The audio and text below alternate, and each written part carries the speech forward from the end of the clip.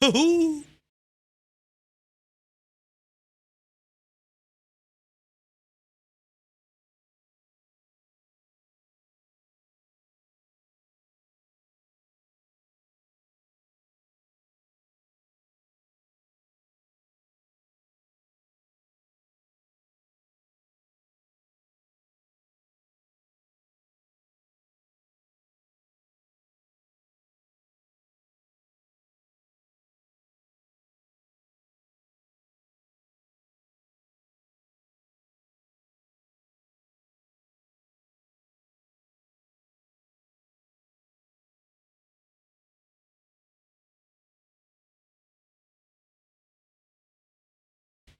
Hello, it is I, John Chan Man.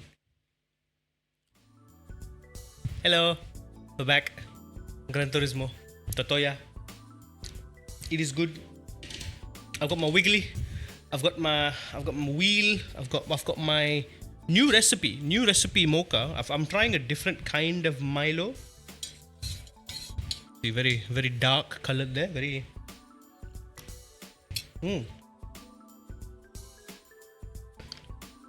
Oh yeah, that hits the spot right there. Very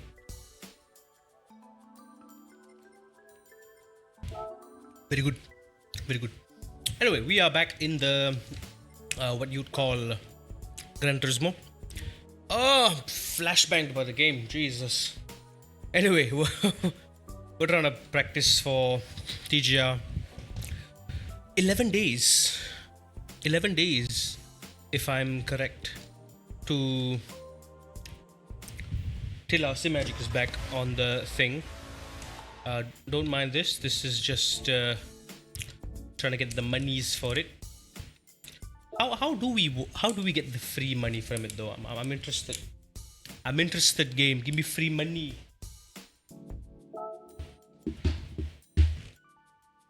Also, make yourselves comfortable. It is a Wednesday. I am still pretty sick, if I'm being honest. A lot less sick than a couple days ago. Monday I did stream, Sunday I didn't stream. It's just been feeling absolutely terrible, if I'm being honest. Oh, okay, I just send my submission and then I have to wait 4 days till it officially gets released then. Alright, cool. Gotcha. Anywho, if you all saw my latest post, we will be doing Evil Resident gameplay on this weekend. I figured might as well. I know it's TGR, one last week to TGR, but let me just take one weekend to have some fun, take my mind off it. Because I'm feeling good. I'm feeling good. I'm feeling confident. I'm feeling positive. I think today we start really getting some other things down as well. Among other things, yes, let's also focus on getting that soft tire pace down. Actually properly start getting our pace with the mediums and the hards as well, but more priority with the hard, mediums and hards. And then while we're at it, let's start gathering data for the GR86 with the tire wears and everything.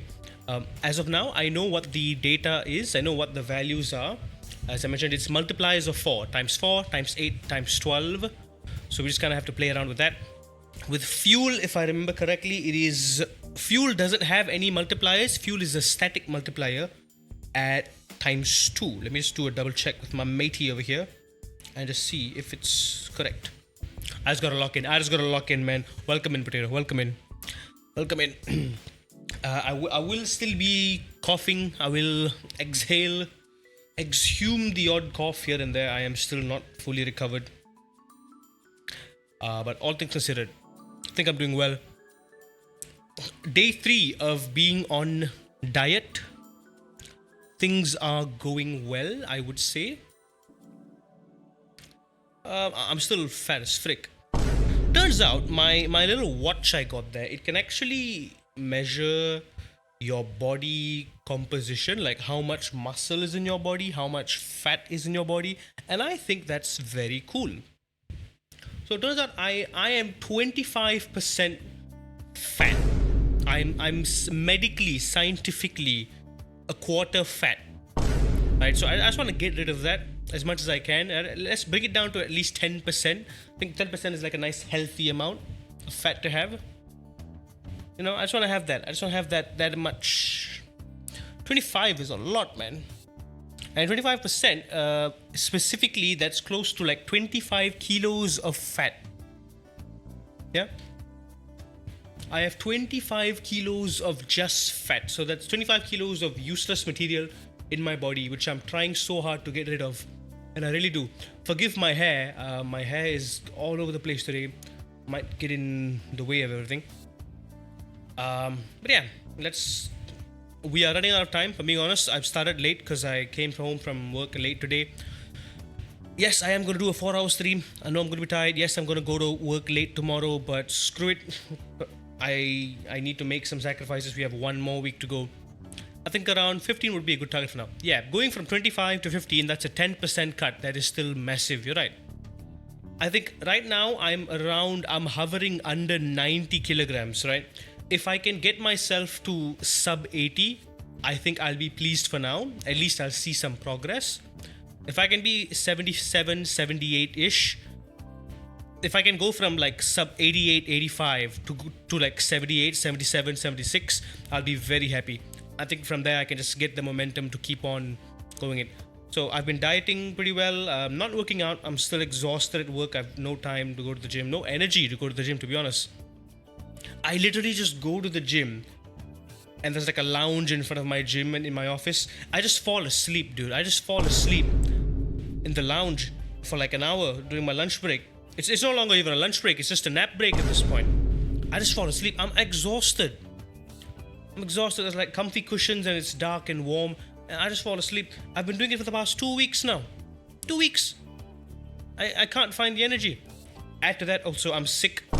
I can't like jump or lift anything heavy without having a massive headache. Even when I sneeze, I have a headache. I took a funny story. I took a big dump yesterday, right? And you know when it's a big one, right? So I was ripping out a big one there, right? There I was sitting, trying to take a number 2, and I was just when one of those is just kind of stubborn, doesn't want to come out, and you have to like really focus and use all your energy, and you're just like, and you're really squeezing, you're clenching your muscles, right? And I have a headache, dude. I just had like a minor migraine just trying to take a fat turd, basically. That's how bad it is. At the very least, I'm not sneezing, I'm not coughing anymore. My nose is still blocked, my throat is still blocked, and I still have bad headaches. My temperature is still pretty high, man. My temperature is pretty high. The missus said I should just take a day off tomorrow, honestly. Just rest. And by rest, I mean sleep all day and practice the rest of the day. We'll see. I'll try to wake up tomorrow morning. If I'm feeling terrible, I will go to the doctor's office. I was supposed to go this morning, but I figured like, yeah, I'm fine. I'll go to work. Went to work, was knackered. Oh dear.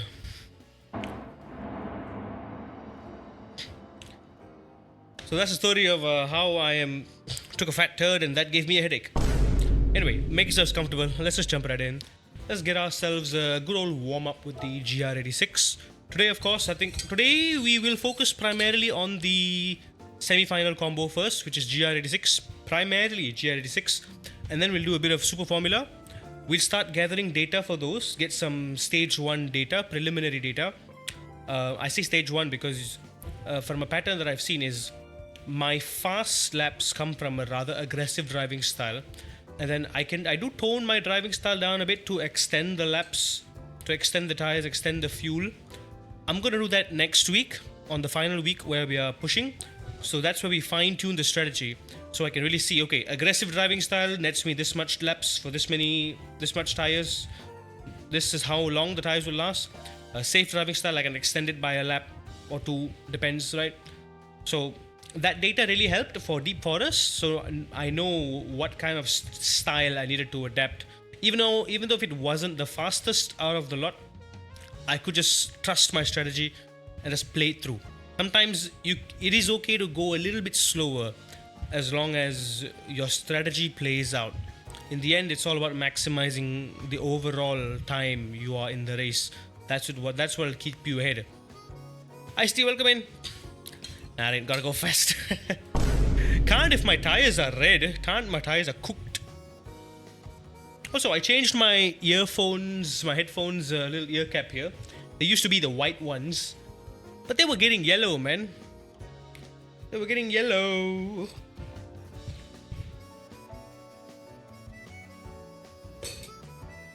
So I just changed them to the old Razer ear cups. Got some tea. This is not tea. It's the opposite. It is coffee. It is coffee with a bit of Milo.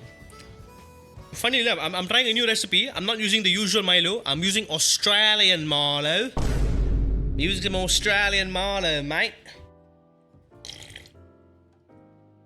What I love about Australian Milo is that it doesn't have any sugar in it. Eh? It ain't got no sugar. Tastes like raw cocoa beans, eh?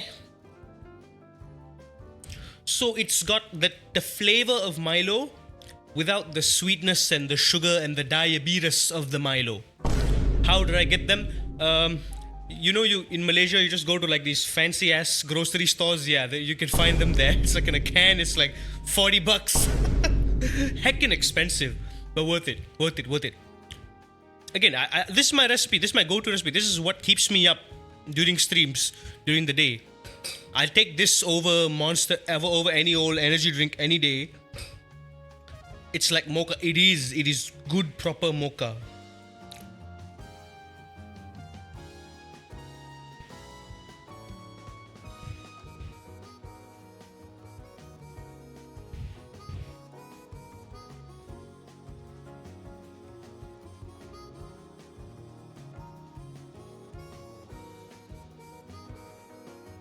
Yeah, but it's damn good. Anyway, is anything too loud? I feel like I'm noticing my audio kind of peaking in that stream software. But if all is good on your end, it is fine. Everything is good. We shall continue.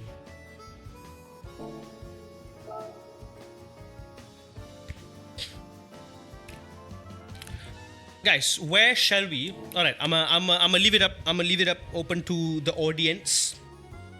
Where shall we go for a warm up with the GR86? You name it. First person to name a track. Even if it's a track I don't like, I will cover my eyes, and it'll be fine. We'll be fine with it. We'll be fine with it. It's okay. As long as I just want to warm up. I just want to warm up.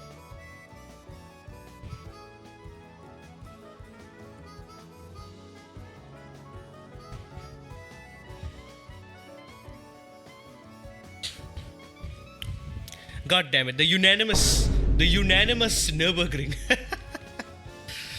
All right, Nürburgring it is. We did Nürburgring last time, guys. We did Nürburgring on the last stream.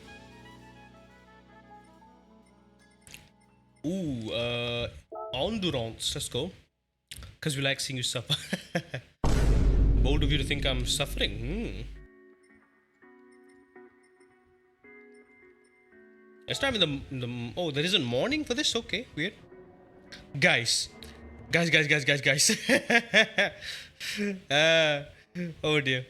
I jokingly made an Instagram post and I tagged Track Racer's official account, and they actually replied. They actually replied jokingly. Oh boy.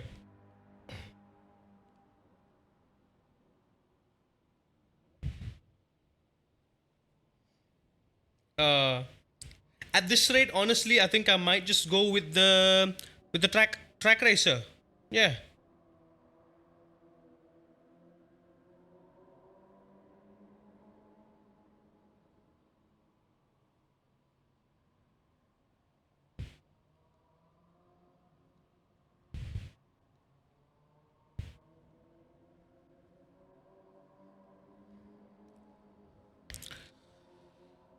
It's such a great track. It's a Nürburgring. It is an fantastic track. We've already discovered that the bop the bop for this car is exactly the same as the default. Don't touch anything. So initially I thought we needed to change a few things here and there, but no, we don't need to. So this car at stock is the bop, right? Slap on the hards, I mean the softs. Let's jump in. Get some warm up. Let us warm the up.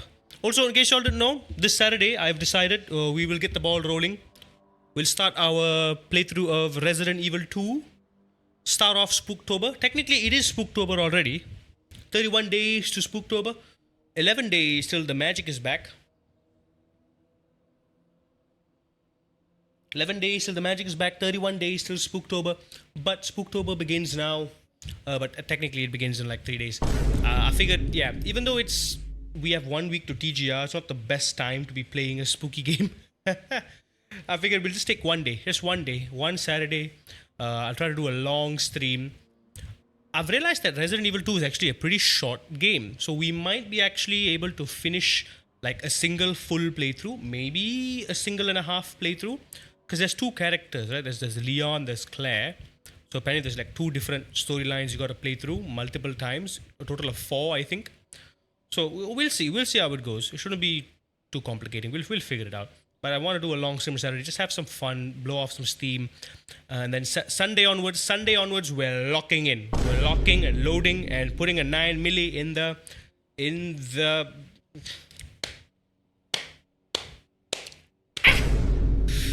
Somebody's getting a 9 milli in the head. Right there. Anyway. So yeah, that's the plan. Schedule is up on Twitch as well. You can check it if you want. I just updated it. It's going to be all Gran Turismo. I've left post TGR, I've left it empty because I'm still trying to figure out how to pace. I do want to jump back into LMU right away, honestly. I just want to jump into LMU, first things first, and I also want to mainly do a bit of, well, Resident Evil. I just want to do all the evils. I want to get all the evil residents away from me. Don't touch me. I gotta pull up with my crosses and my everything. Now, welcome in, dude. Hope you all are doing better than me. Have I yapped enough? Shall we just do the driving?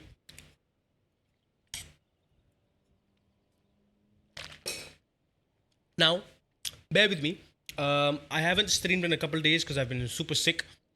But I have been studying. I've been doing some studying. I've been revising, watching my replays, watching my VODs and everything. I hope I have learned a thing or two. But we can't tell for sure. Let's see if it sticks. Clearly not, because I haven't already put my... I was playing iRacing yesterday. I'm sorry, I forgot to plug in my pedals.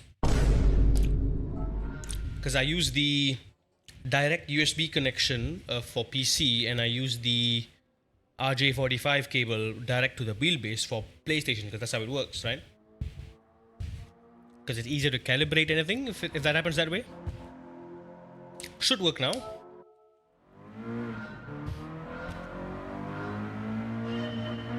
There we go. We are back. Nara, did you see Track Racer replied to me? Yeah, at this rate, guys, I honestly think... Okay, for those of you who are unaware, I am in the middle of considering getting a new rig. A new simulator regulator.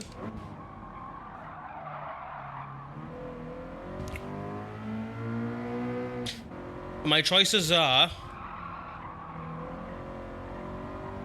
the Next Level Racing GT Elite,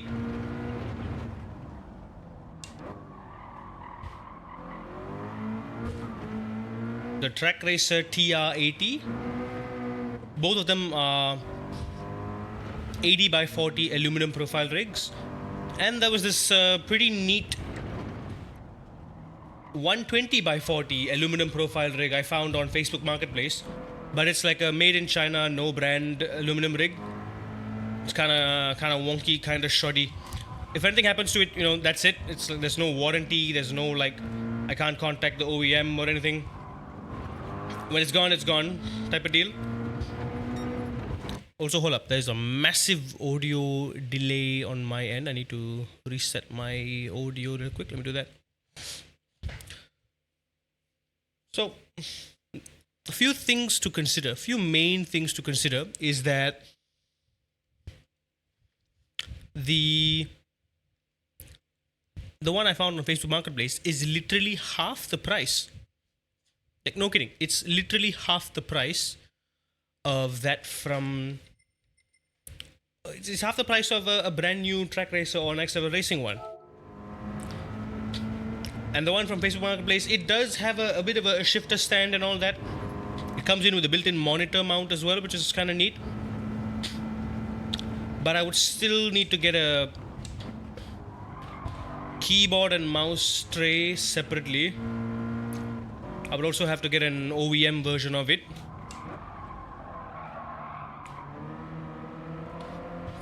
And the shifter plate as well, I think it's a bit small, so it won't be able to fit both my handbrake and shifter. Whereas with the track racer, next level racing, I think I can get add-on accessories that can accommodate both the shifter and the handbrake, not just one. Like this one, I can only put one because the plate is pretty small.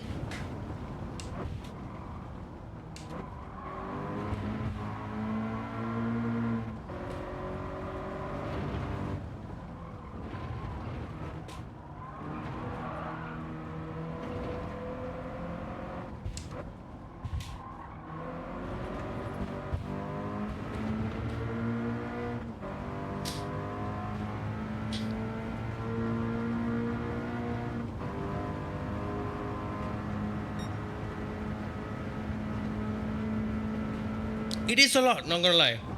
Regardless, it is a lot. But I suppose on the bright side, if you do get a brand new one from Next Level or Track Racer, you've got a bit of support, warranty in case anything happens. You've got an ecosystem. I doubt I'm gonna want anything more than that, honestly. At this rate, I've already got everything I need. Oh, going off-roading there.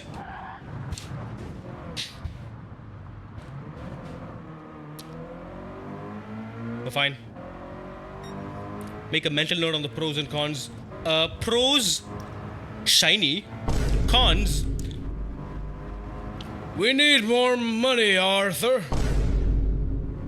That's it. That's the coin. That's it. It literally comes down to that. I guess there's one thing that is making the track racer very appealing now, right? Is that I can buy literally everything, right? I didn't know this previously. It was only after like I went a bit of digging, I found there was an actual retailer here in Malaysia that is an official track racer reseller. They're costly, yes. I think they do factor in the prices, including taxes and the shipping costs and everything. But regardless, it's still, I would say it's the best deal. Next Level, I would still need to get it at an import price. These are my only two reasonable options as a Malaysian, honestly. I can't consider SimLab, I can't consider GT Omega, I can't consider any other brand because they're just way too expensive to ship to Malaysia. They're just obnoxious. Also, we're running a quick ad break, my bad.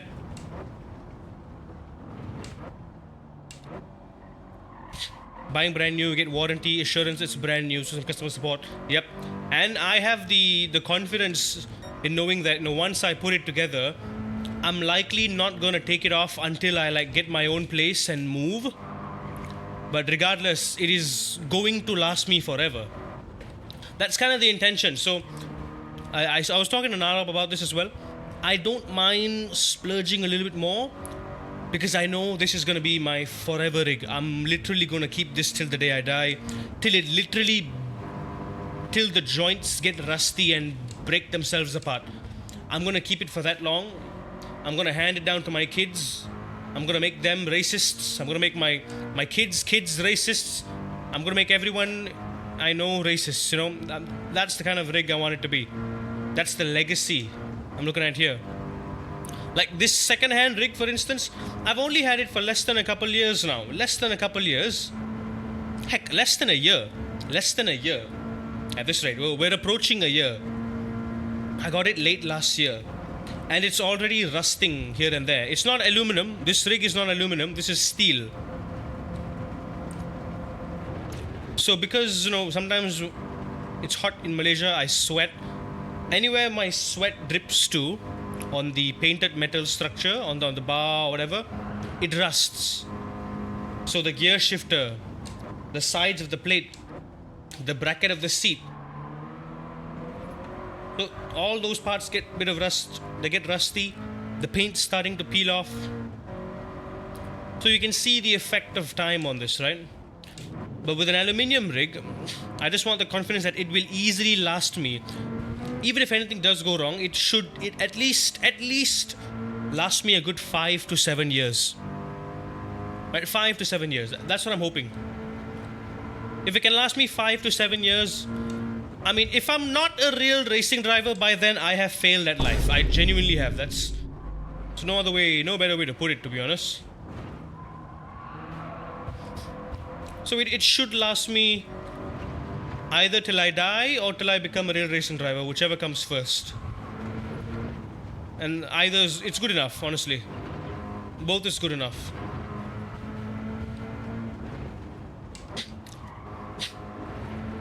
And of course, bonus, like I said, I can get everything I need locally. I don't need to buy direct from their store, buy it through an overseas reseller, pay exorbitant taxes and import fees. None of that. The shipping fees, it's all kind of diminished a little bit from a local reseller.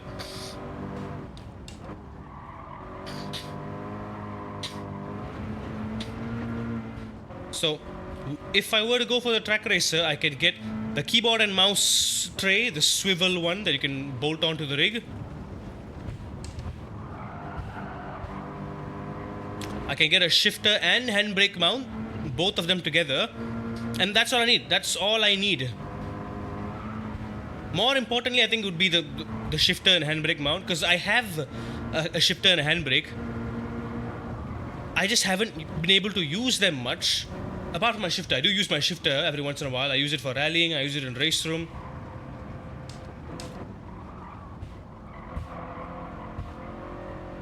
But I can't use my handbrake, it's just sitting there in a box. So I want to be able to use both of them, do some rallying, do some drifting, finally do some drifting. The keyboard and mouse tray, I don't think it's a big priority, but it's nice knowing that I can get it if I want to.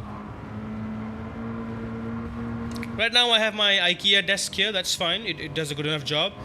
I have my Simagic Alpha Evo box, which I use as a mouse pad, that's also fine. It works. Scorpion, welcome in! What is up? The down is up. What the hell did I just say?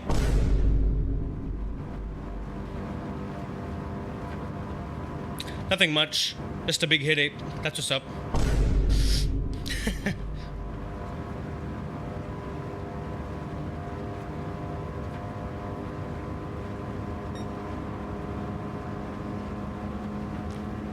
Yeah. Still got the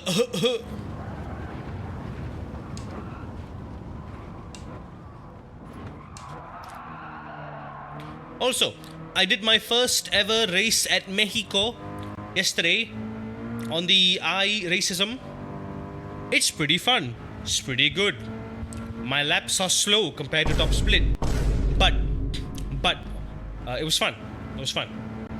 My defense, I didn't practice at all, but yes, very fun.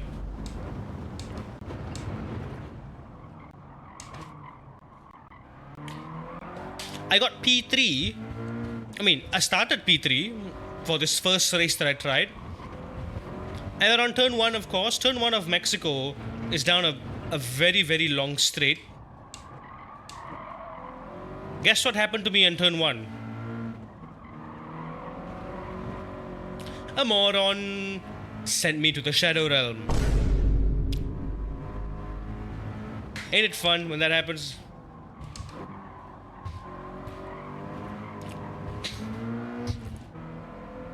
Mother flipper sent me into the wall.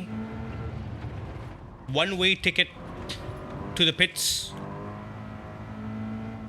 But for once, I didn't just kind of quit, you know. I sat in the pits for 7 minutes, got my repairs done, and I finished the race. I finished the race in second to last. Lost a bunch of safety, lost a bunch of rating, but yeah, could have won. We had winning pace. How's work? Work is going all right. Thank you for asking. Honestly, at this point, work is a bit. How do I say? We're chilling at work, and by we I mean just me. Everybody else isn't. But because I'm done with like a lot of important things at work, so I have a bit of downtime. Honestly, the next 4 months are going to be relatively chill compared to the past year and a half that I have been working there. But doesn't mean that I can slack off too much or anything. I still gotta pull in my own weight, earn my keep.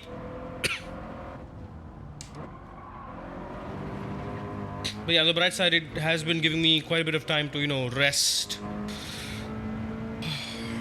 work out during lunch, catch my breath, and not really worry myself with too much of work outside of work. I'm happy. I'm honestly, even though I won't be playing GT7 by the time it comes out, I'm very happy too. Like I said, we will be checking it out on a controller, the new update when it releases eventually.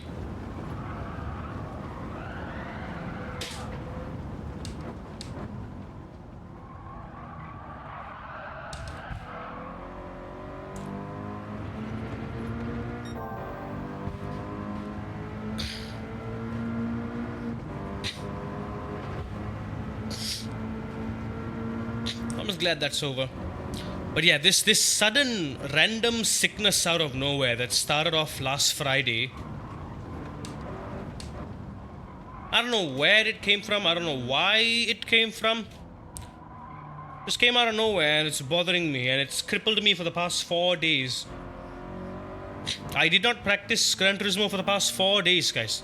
Since our last stream, I did not practice at all. I did not touch the game, at least. I've touched iRacing. I've been playing a bunch of other games in my own time. But I've not touched Gran Turismo. Only thing I've done is I did some studying. I did some mental notes. I did some revision. I rewatched my VODs. I tried to analyze what I can do better. So today, yes, I'm a little sick. My physical energy is feeling great. I just worked out a little bit after I came home from work. Had a good filling meal. My diet, I'm on day 3 of my diet. I'm feeling pretty good so far. My energy levels are consistent. I've been catching up on rest at work. Not favorable, but it is what it is. Mentally though, no. Can't say I'm in the right headspace. I'm still sick. Like every time I try to think too hard, I get a headache. It really does. The manifestation of the headache is real. I think too hard and my head just aches so much.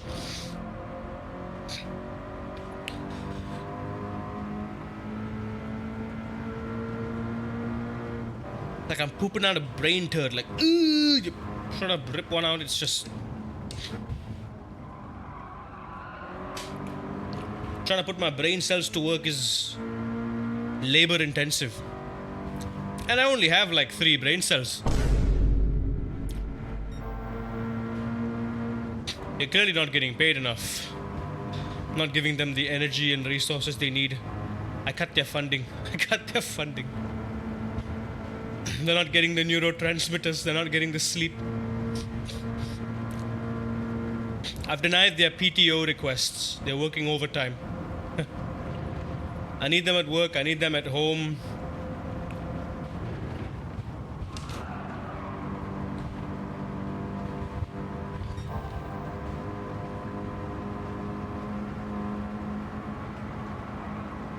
So let's just say as I mentioned before, I have some new insights with this car. Once we head over to Red Bull Ring later, let's see if we can put it to use and apply them, see if it works, if my theories are actually correct. I do have to kind of take a moment to kind of gather my thoughts, because I really went down to like analyzing every corner, what I can do better. Red Bull Ring's only got 9 corners, and even subtle mistakes. There were some very obvious, glaring mistakes that I've been making. Mistakes that I know not to do at this point, at this level. It's like basic concepts, you know. But I think I've taken the Gran Turismo-ness of it too far. I'm trying to justify the bad driving with, oh, this is how Gran Turismo physics work. But nah, there are still some things that I need to drive like it makes sense in terms of driving technique, and there are some things that I need to abuse. To put it simply, driving technique needs to be good, needs to be, you know, close to real. There are still some facets of it where you abuse the physics, but abusing the physics comes mostly down to the tires. It's abusing the tires, not the physics. So you still need to know how to drive. You still need to know how to, you know, car control, how to approach corners, how to set up your racing line, how to prioritize your corner entry, corner exit, how to slow down effectively, and all that. So basic concepts that I haven't been using. So we'll see how, if I can execute these small changes, can I actually see any effects from it in my lap time, in my overall consistency and driving. If we can get that down, we will move on to getting some laps with the mediums and the hard tire compounds, get some pace and consistency with those, because I feel those are going to be much more important, realistically speaking, in a race scenario. And once we do that, of course, let's pop on the tire wear and gather some data. Yeah, today's going to be day 1 of gathering data. I've not gathered any data so far as of now. Look at that. 7.5 seconds quicker. I reckon I could have gotten up to 10 seconds quicker at this point.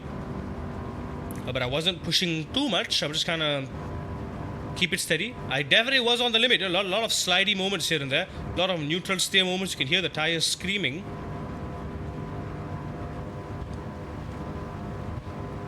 So yeah, definitely getting more accustomed to this car, which is always a wonderful thing. It's good to know the car like the back of my hand.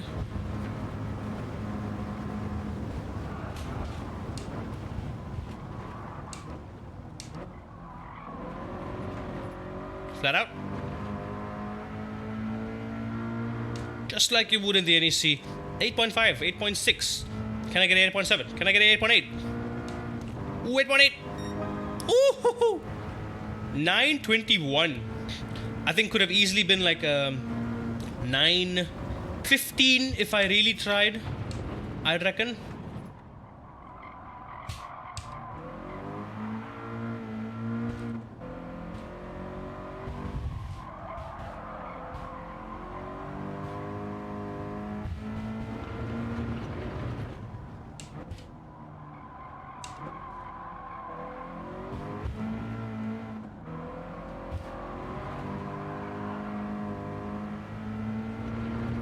Yeah, this car just turns very readily, so you kind of have to lean into it rather than trying to always keep it under control.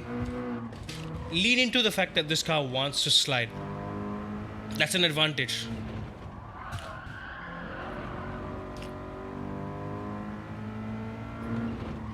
It's very Ferrari-like in that sense.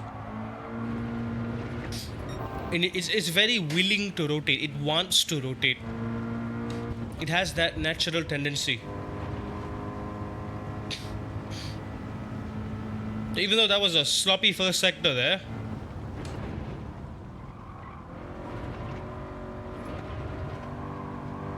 we've gained so much time.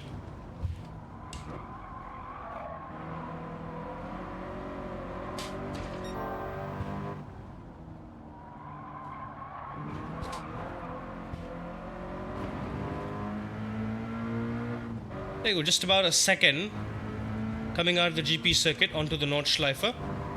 That's pretty damn good, I'll say. Big happy for new tracks, exactly. The Yas Marina.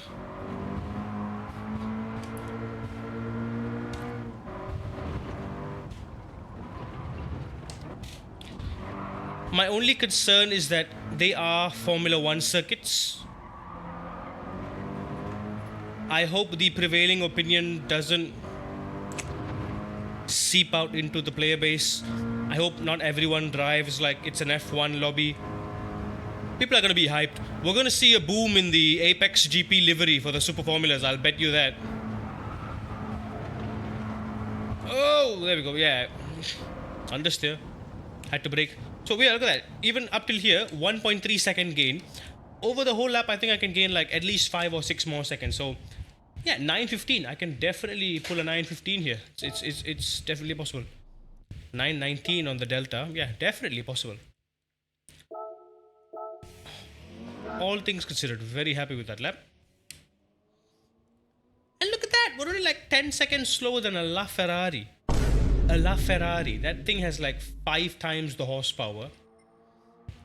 Alright, I think we're getting somewhere. We definitely are. Ooh. Now that I've changed my ear pads, right? These are cotton. They're not like the fake leather. So they don't really isolate the sound that well. Like I can hear my own voice very clearly. I can hear the fan. I can hear what's going on outside my door. I can hear my clickety-clacks when I press the buttons on the wheel. So it's not very noise cancellation. I can hear everything. So I don't need to increase the volume quite a lot more. It doesn't really immerse me, but it's comfortable. It's tight though. But I had to change it so it doesn't get dirty. The white ones were getting dirty so quickly. I've been using them for like less than a month. They're already starting to get dirty.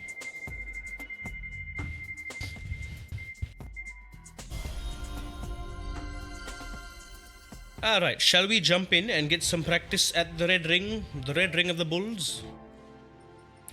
Oh, oil. My oil. Oil? Did someone say oil?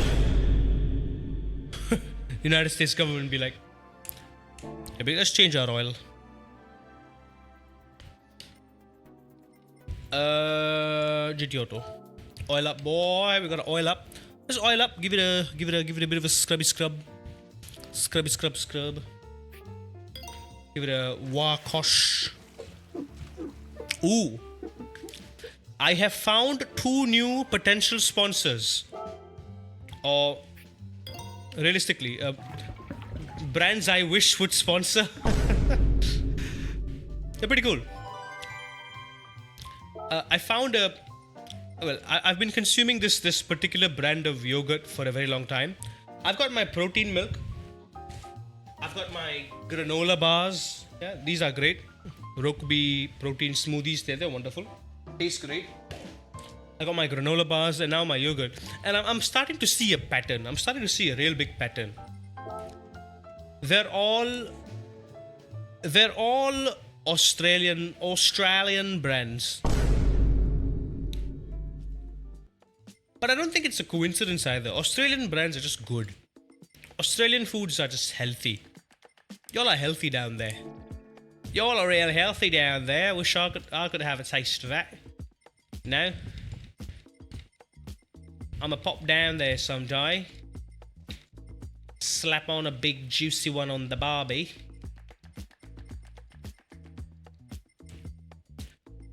Right. I was gonna do something. I forgot.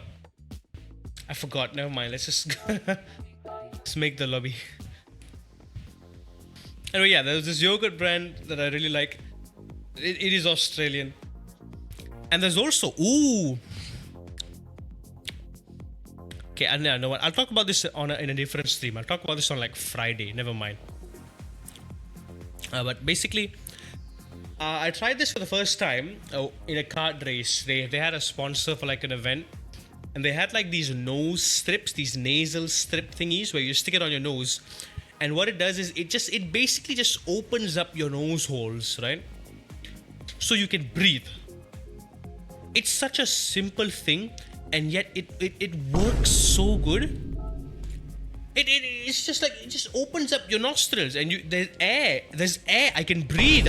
You know how most of the time we just either breathe with like one nose or no holes. We either breathe with like an hole or the other hole, or neither, because it's blocked up, right? But you just open that up and you can breathe with both holes, and it's like you're breathing but in like HD, high definition breathing. It's so good. I can fill my lungs with like air. It's like air, you know, like whoo. It's like putting a racing intake on your nostrils. Feels fantastic, man. It's just a tiny little step thing. Have I got one? No, it's all the way there. It's so far. I can't reach it, but never mind. It's so good.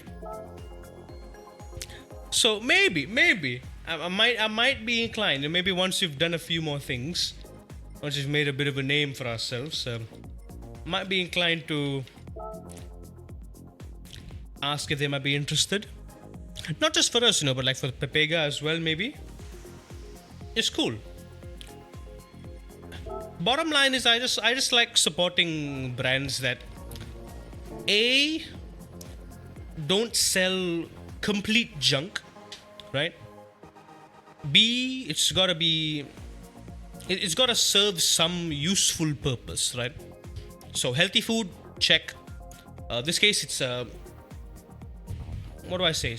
It's not exactly a health supplement, but more of a performance supplement, right? It's useful. It's simple. It's affordable. Makes sense. All right, check. And if it's something that I can get along, so I generally stay away from like things that I don't stand by, that I don't find much of a use for.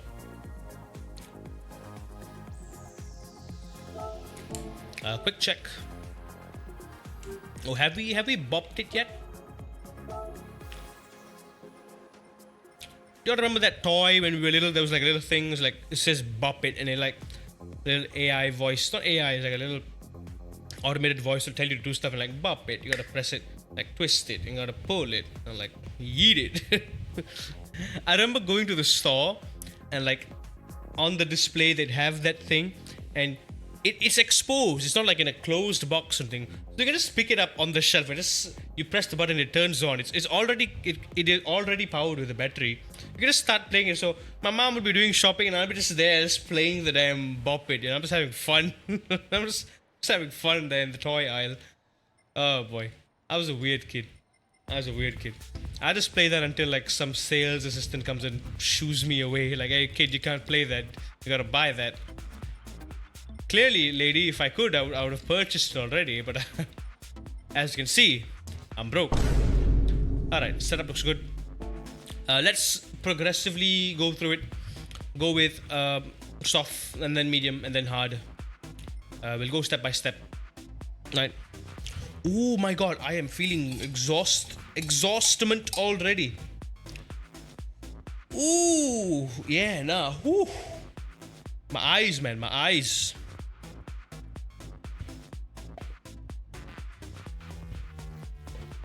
Let me get some liquid in my system. Oh, also, guess what? Of all days, there's like a government association that is... They've been doing a bunch of free karting outreach programs over the past couple of months. So they've been going around the country. And like offering free kart sessions in different kart tracks around Malaysia. They started off in Baranang a couple months ago, which I did go for. That's where I recorded my Baranang POV footage, right? And then they went to another track somewhere. They went up North Malaysia. They went south. And now they're back in Baranang this weekend. But I can't go because it's TGR weekend. I gotta stay home and practice. It's free. It's free karting. I could just go. It's on a Sunday and it's on the weekend. It's on the evening of the weekend, which I can't. I gotta stream. I gotta sit and do my stream on the weekend. We're doing Resident Evil on Saturday. We're doing Gran Turismo on Sunday. Like, I can't afford to go karting, man. Even if it's free. Just done racing. I feel so tired. I don't even know why I'm tired, man. I ate. I exercised. I coffee.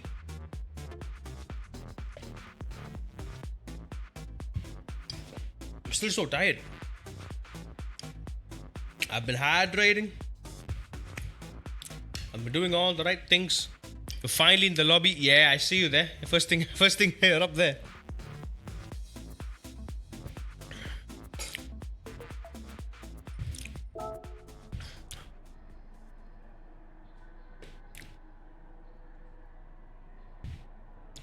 Wiggle, wiggle, wiggle, wiggle, wiggle.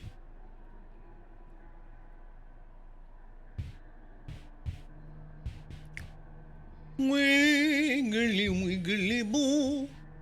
Oh my god, we're already an hour into the stream already. Alright, I'm gonna take it slow for the first few laps. I just want to make a mental note of the lessons I've learned as I go. And then I'm gonna slowly try to execution. Does that make any sense? Oh, let's roll slowly. Let's roll slowly.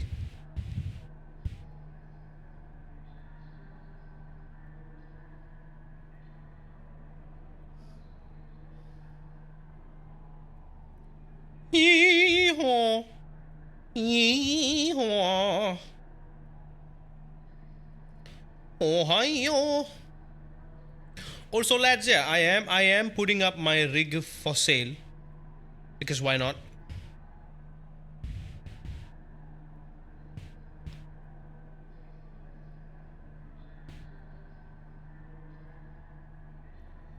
Yeah.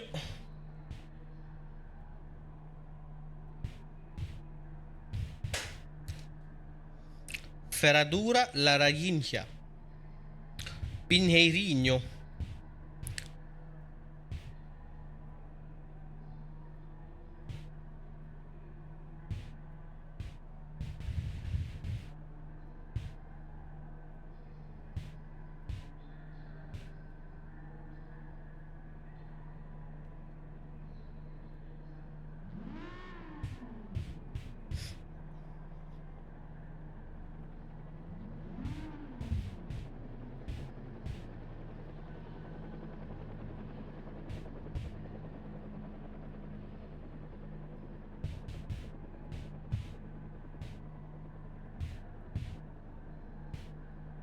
My bad. Someone's trying to lowball me because I'm selling my copy of Red Dead because I'm done with it, right? Mans needs the monies. I put my copy of Red Dead for sale, and a dude's trying to lowball me, but he's cool with it. I was like, yeah, nah, I can't. This is below market price. Take it or leave it. He's like, yeah, fine. He lives nearby, so I was trying to entice him, like, let's go, let's go.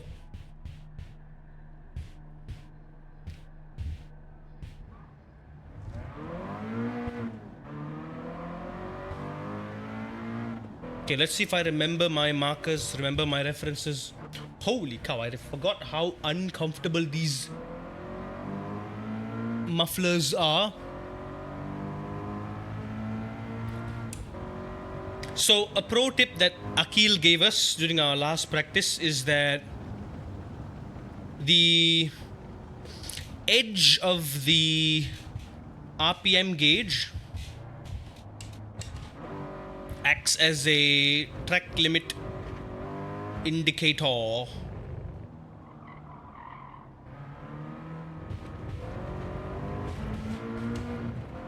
So I need to figure it out, honestly.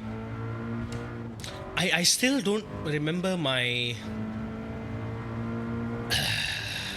my throttle references. I need to figure it out.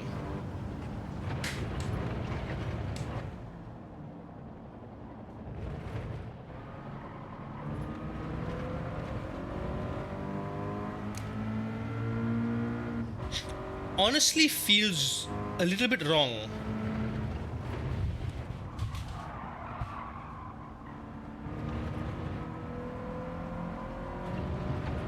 Honestly does feel a bit wrong.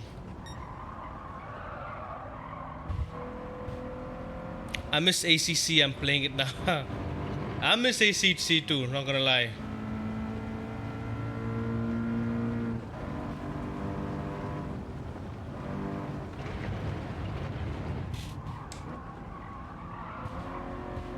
So one thing I feel like I've discovered with this car it's okay to be coasting with it a little bit, I found, because it helps you carry some momentum and some minimum speed through the corners, and that's to an extent fine.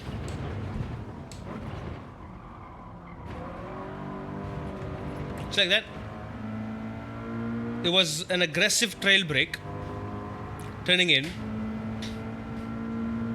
My principle still stands. I'm still getting on throttle fully after the crest, but I can still force a bit more throttle till I get there. Like maybe a bit of 20-30% to build up the RPM, and then once I'm over the crest, I floor it. At least that's the idea. This corner still trips me out.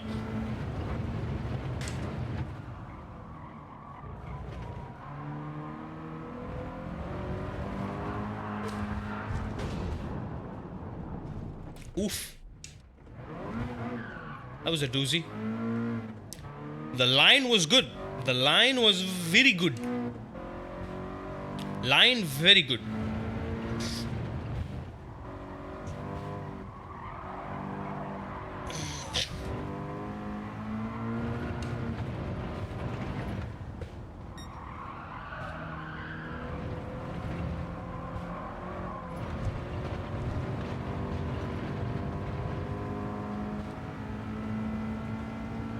Oh, come on.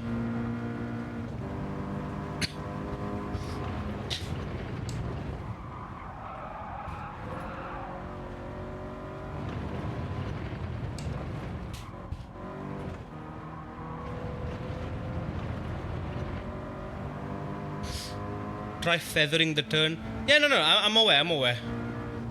Turns out, remember that the 145 laps we were doing? Turns out that's actually not bad.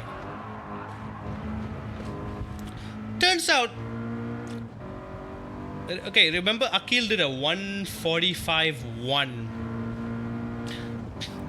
That is an incredibly quick lap time. Because we're looking at anything 44, right? 44, 44.8, 44.5, that's alien time. That's alien territory. So if I can even do a 45 flat, 45 low, that's already very good. So I've been severely underestimating myself this whole time. I'm pushing already. Yes, my driving is a bit sloppy here and there, but we're actually doing a very good job. We honestly are.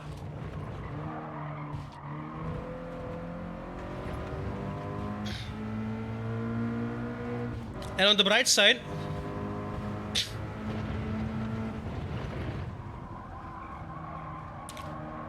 speak of the man himself, he's right here.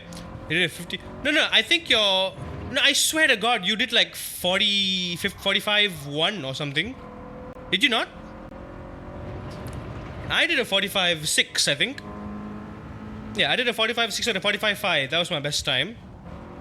That's already very, very, very good.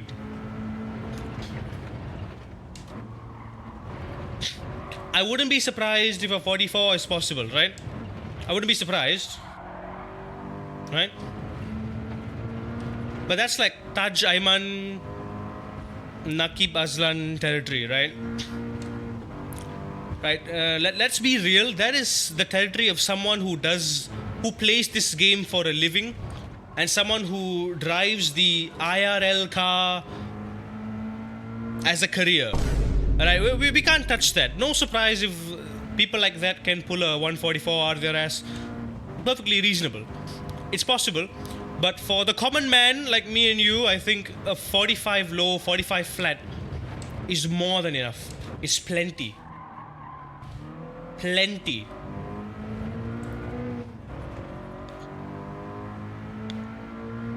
I reckon Taj is 1 gear higher than us on some corners, since they know how to conserve momentum. Observe. Third gear. Second gear. See what I did there? Gran Turismo type shite, ladies and gents. You use the down a gear and then up a gear. So yes, technically correct. momentum preservation, but there's a right way to do it.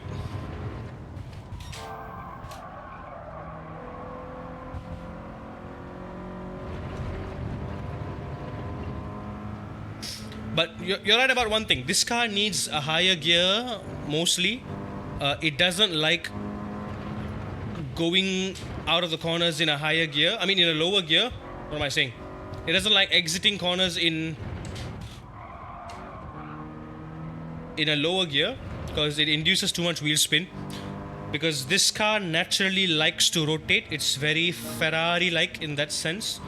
So to mitigate it, it's better to use one gear higher. Especially if you are carrying some momentum. Yeah, but honestly, Akhil, if we can do that 45 consistently, that's already very good. That's already very, very good. So the goal, I think medium, same as the Yaris.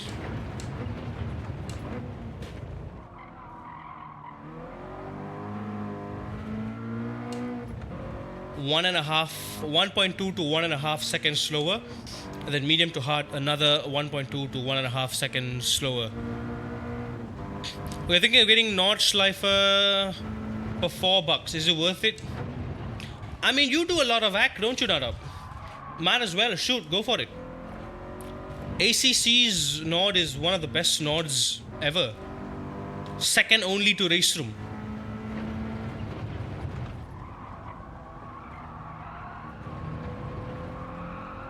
The amount of patience you gotta have for this corner so you didn't have to just push it wide. And just punch it through there. You gotta be confident of the balance more. Yeah.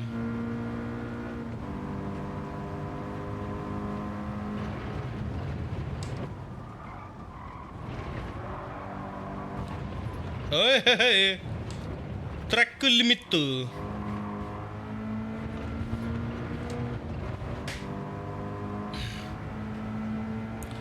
Toraku Rimitu.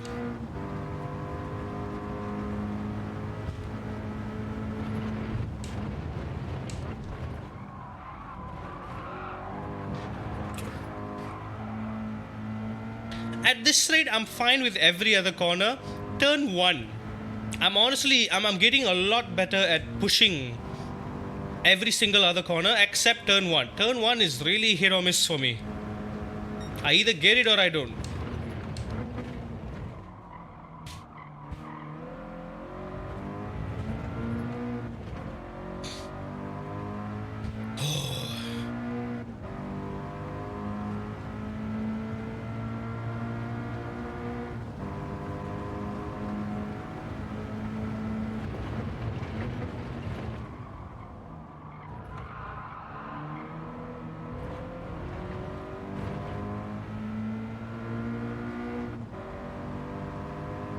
Damn it, I'm out of coffee.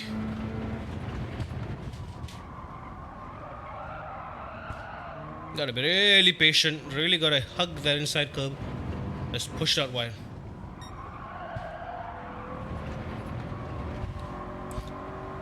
Push the throttle there. Akhil, you remember you said something about the edge of the RPM gauge being the track limit?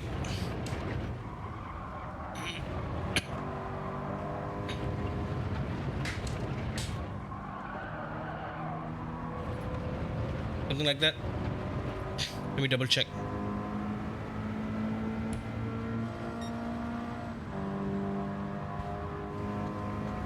Ah, yeah.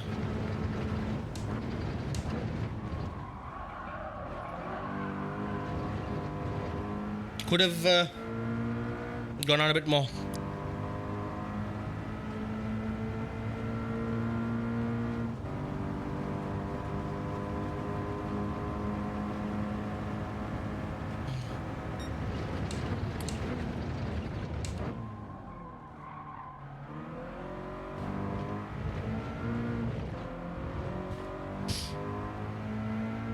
Trying to be more mindful of that. But yeah, it's a lot easier to see whether I'm on the edge of the track limit by looking at that rather than looking at something else. Ah.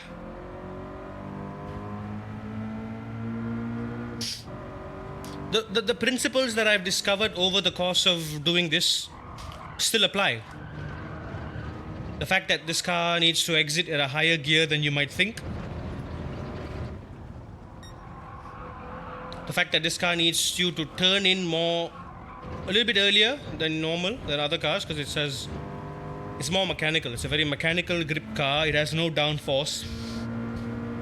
So you got to steer a little bit slower and more progressively into the corner, rather than doing an aggressive late apex maneuver with it.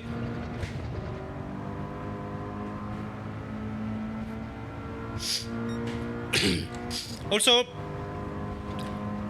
Akil, have you thought of going for the Baranang track day thing? I would love to, if it weren't for TGR. I would love to. Also, I already have plans. I'm planning to do a long stream of Resident Evil 2 on Saturday.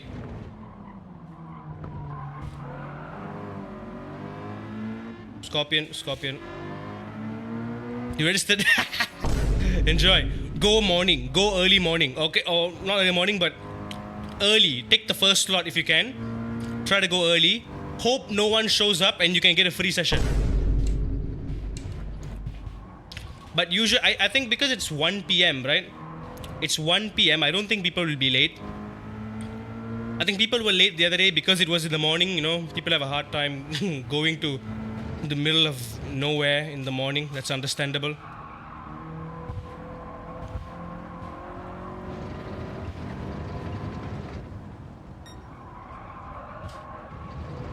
Why don't they do like LYL? Imagine LYL. Ooh, people would swarm over that. I would. If they did LYL, I would go, honestly. I would honestly go. What have you been doing since you've been using this camera? Ah, okay. So it really is okay to coast with this car. It really is okay. As long as you know you're preserving the momentum, and as long as you exit correctly on point.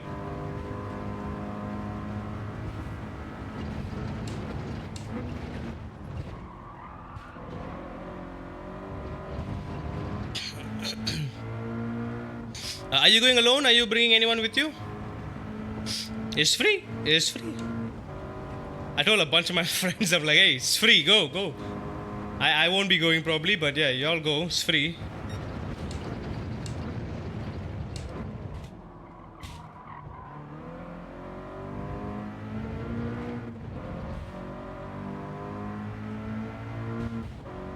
The friend is coming? Nice.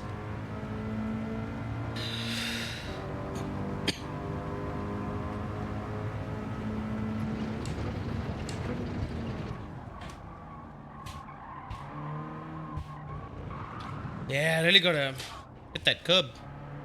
I'm gonna try going faster. You definitely can, man. You definitely can. How heavy are you again? Because I know you're way lighter than me. And if you could almost go as quick as me on your first try. I reckon you can easily go faster than me if you be a bit smoother, like I mentioned, yeah.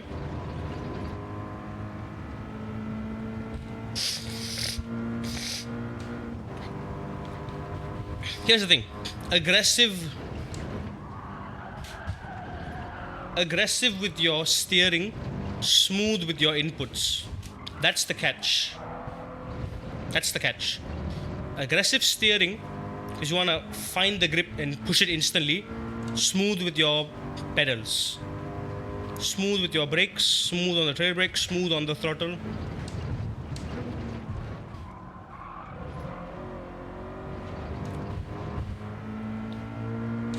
Most people do the opposite. They are aggressive on the pedals, so they understeer or they slide around on throttle on the braking, and they're too smooth with the wheel. Do the opposite.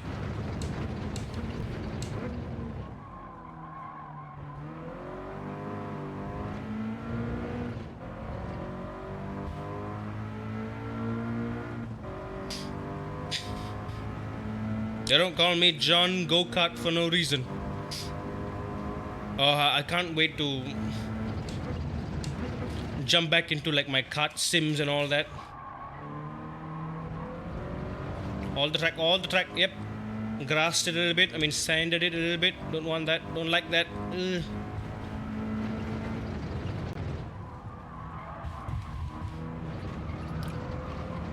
Yeah, too early on the gas. Just patient, wait to rotate. Wait to rotate. Wait to rotate.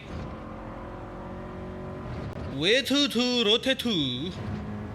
Rotate to potato. Potato rotate.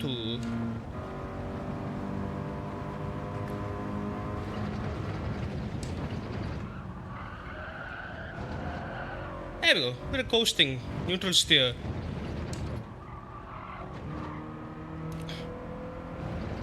Okay, severely under the limit, but the approach was good, the line was good, the idea was good.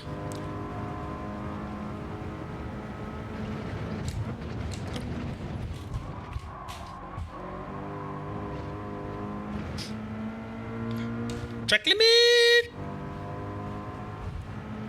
Of course. This is what I don't like. I really don't like. I'm too busy looking ahead that I'm not looking at like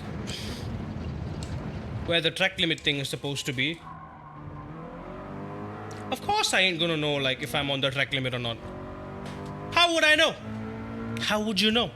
Also, Akhil, remember you were saying about getting new pedals, right? Wait, you're sure that the Raceline pedals work with any Thrustmaster wheelbase, right? That's for sure. Because I found like the Raceline pedals are going for like $600 brand new, which is affordable, honestly. Given that they are load cells and all, I think that's a pretty damn affordable price. RJ45, right? Yeah.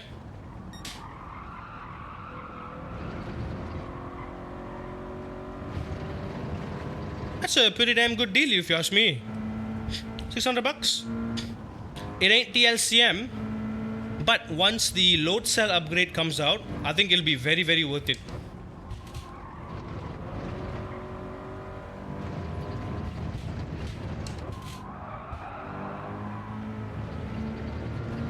I think if they are as good and as comfortable as you say, Hall effect and whatnot, full steel construction, with the load cell, I would say that they would be on the same par as the Fanatec CSL Elite, Moza SRP.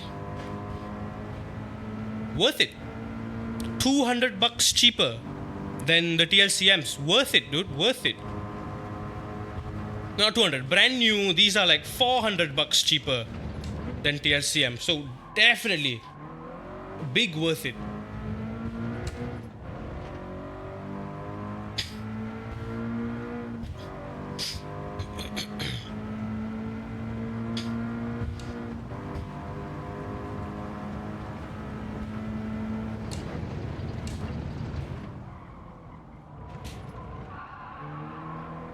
If they too, like the TLCM, came with an option to directly connect it with a USB to a PC, I might consider just changing it, man.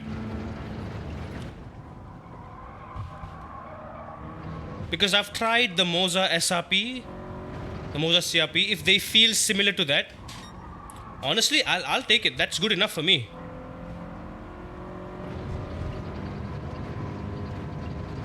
T3PA is 900, right? Crazy, yeah. T3PA is not worth it because it's not a load cell. TLCM is worth it because it's a load cell. It's got the stiff construction. And the Raceline is good because it's modern. The ergonomics of it are great. It's got a bit of adjustability.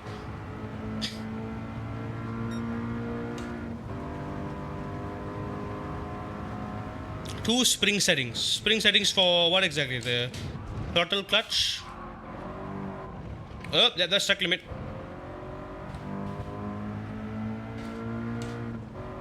That was fun. Never tested SS tire with a. Did you put sport soft tires on your Aston? You mad lad.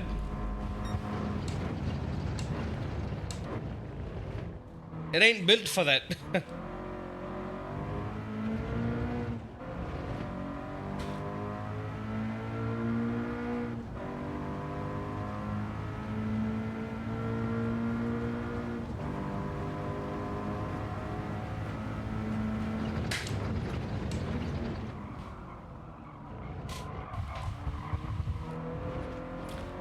From what I heard of what's important, brakes, steering, throttle.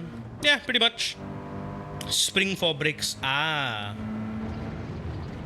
I wonder if I could MacGyver the brakes and use my stiffer Simagic brake instead. Ooh, that'll be pretty damn cool, don't you think? I get the same input, the same level of control, but stiff. The stiffness that I'm used to from like these stiffer brakes. Ooh, that'll be very, very tempting.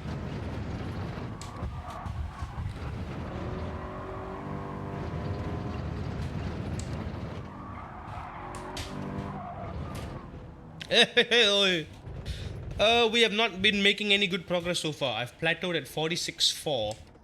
Not great, to be honest. Not great at all. 46.4. I need to be doing at least a full second quicker consistently. So, a few improvements here and there, for sure. What am I getting wrong? No, I want to push one more time before we go over to the mediums and the hards, and before we start getting some data. You love Hall effect. Yeah, the Hall effects they're great. Very, very precise and accurate. They don't have any signal interruption like a normal potentiometer does. Like the signal fluctuates so much on a potentiometer, it just messes with your input. It sucks. So you're never really getting the precise amount of input that you are giving it. The input and output is not perfectly the same because of dust and wear and tear. Yeah, that. The downside to Hall effects is they are more susceptible to EMF, electromagnetic frequencies. So you gotta keep your pedals clear of any cables. If you have your cable box or your cable extender, anything, any cables running around your lamp or any kind of peripheral, if you put your PC or your PS5 behind your rig, you have to just kind of keep your pedals clear of it, or else you have to kind of MacGyver a wire from the PCB of the pedals and ground it to your rig, ground it to the ground or whatever, ground it to something.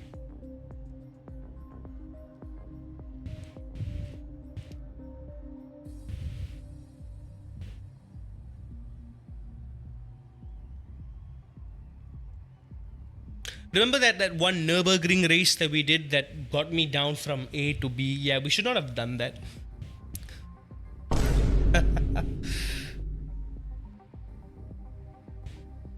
Potential difference must be 0. Physics thing. Yeah, physics thing.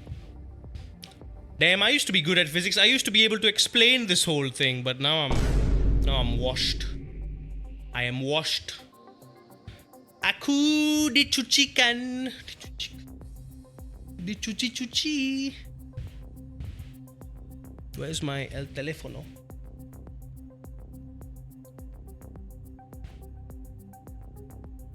Oh.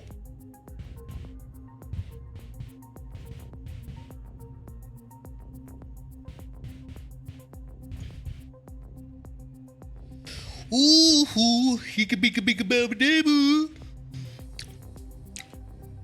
I am going to take a break before we jump back in. Let me just try to recollect my thoughts for a bit with what I'm doing wrong. I think our approaches are right. Our approaches are right. My techniques are there. But we're still a full second slower. So clearly. I think my throttles are okay. My entries are okay. My braking is okay. Yeah. I'm braking as late as I can, smoothly as I can. I'm getting the rotation I want for nearly all the corners. I think let's try to focus on the minimum speed now. Are we over slowing the car, over speeding the car? If we're sliding, then that's an issue, a sign that we're maybe carrying too much. If I'm taking it too easily without being on the limit of the tires, maybe we're not carrying enough speed. I try to be a bit more mindful of that. I think that's where the extra second is going to come from. So we're literally looking at like tenths per corner. Literally a tenth on every corner. That adds up to a full second. That's exactly what we're looking at here. That's what we need. That's what we need to look for. Right? Again, 45, man. 45 is what we're looking at here. If we can do 45, that's good enough. Right? Let me take a quick break. I need to freshen up myself. I'm feeling tired already. We've only been doing it for like an hour and a half so far. We've got a lot to cover. We've got a lot of ground to cover. I've been away for 3 days and I'm overwhelmed already. Let's take a quick break. I will be right back.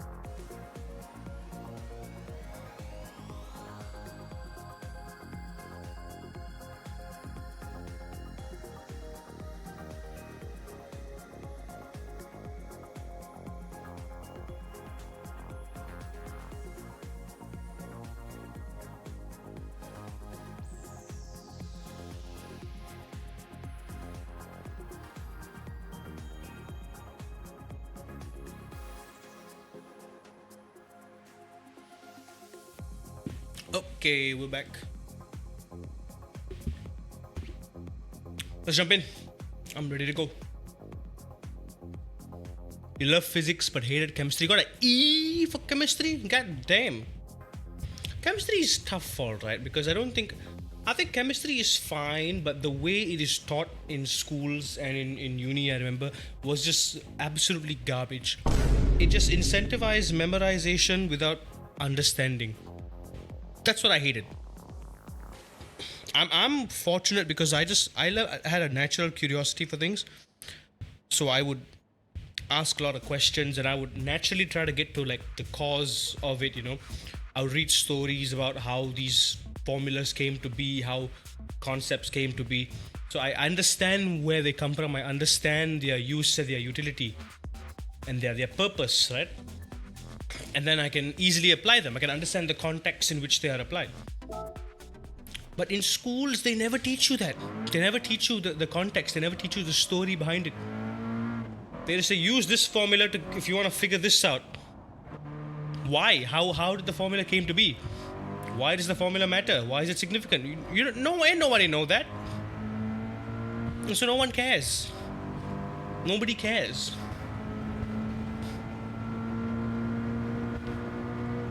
Like, can any one of you tell me why pi is significant? Or like, come up with a story of how pi was perhaps thought about,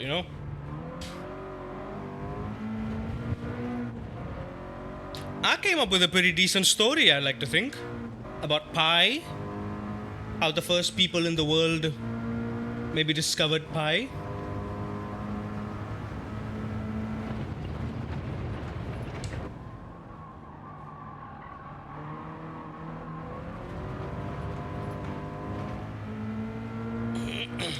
Torakurimitu, oi.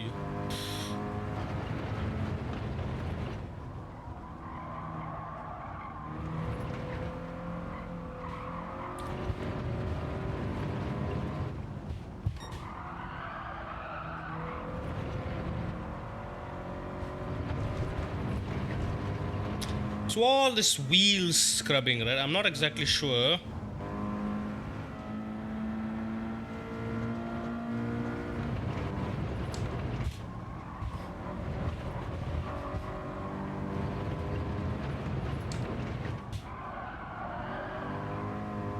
Yeah, the final corners, I think I need to be a bit slicker with my line. I'm not being slick with it enough.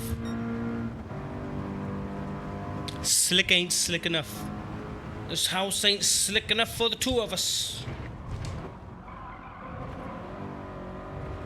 See, it's okay. I need to coast a little bit there. I have to.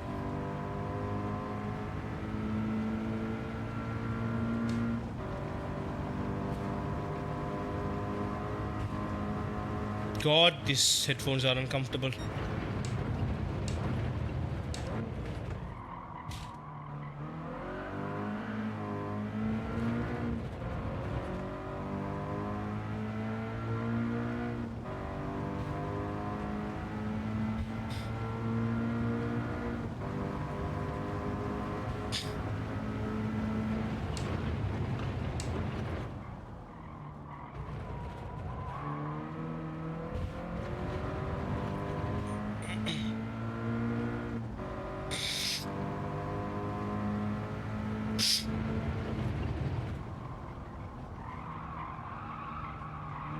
I'm getting the rough idea.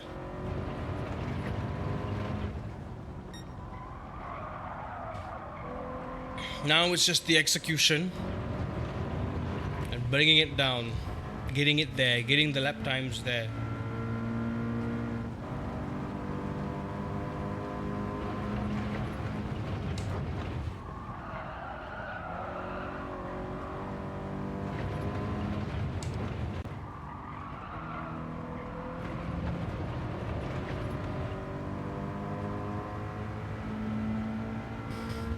This driving camera is so toxic, to be honest, because on corner exit, instead of looking ahead to the next corner,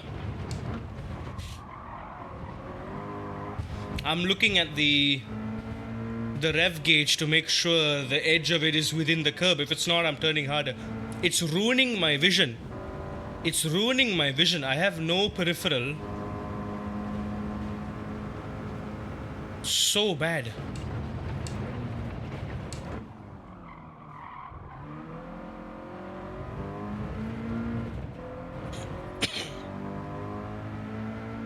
I feel like one problem, which is no surprise, is I'm not using enough track. Which isn't my fault again. I just have no peripheral. But I'm trying my damn best here. My bigger priority is to not get a penalty. That's my bigger priority. Under no circumstance do I want to be getting a penalty. Yeah, we lost 4 tenths there just from that slip up. So it's all very minor things. It looks like you don't mess up that much, but you lose a lot of time because of it.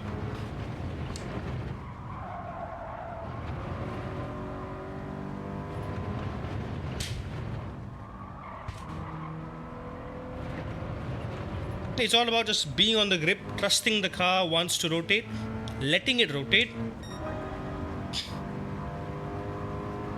See what I mean? We're getting somewhere now.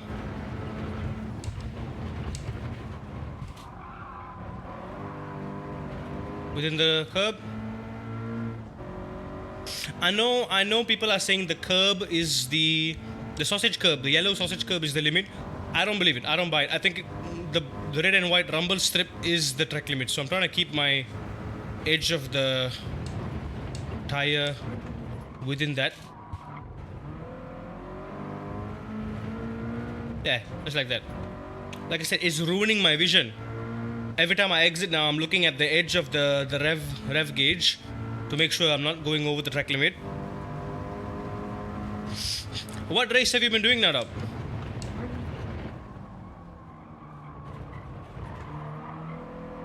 There we go. Now we're talking. Oh, you were on AC. Open lobbies. We're just gonna ask you if you're doing like LFM or something. That's a bit too narrow.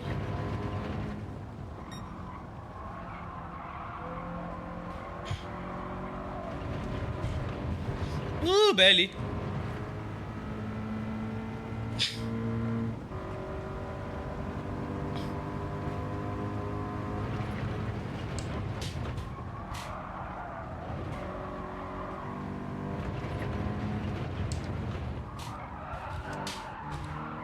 Holy cow, big slide. Teach me to be patient. Yeah. I can't be going a full second slower on average, man.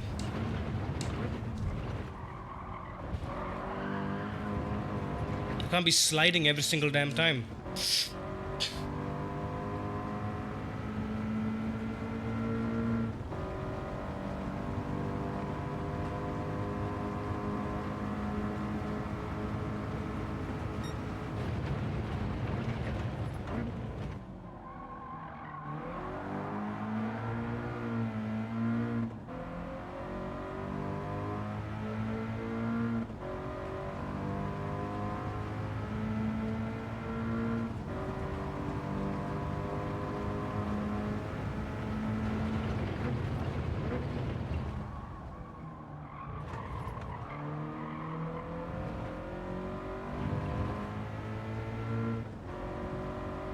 I'm just gonna go silent for a bit and lock in.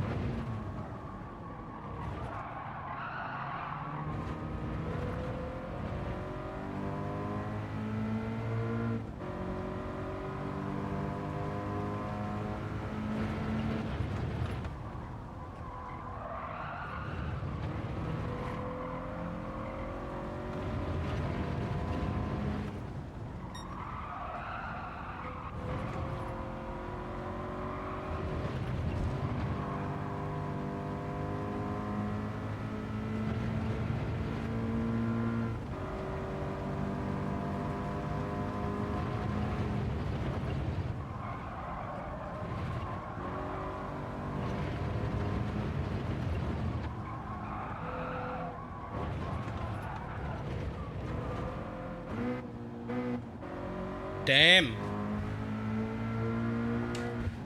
I'm changing the ear cups back. These are so damn uncomfortable. I'll be damned if it's dirty.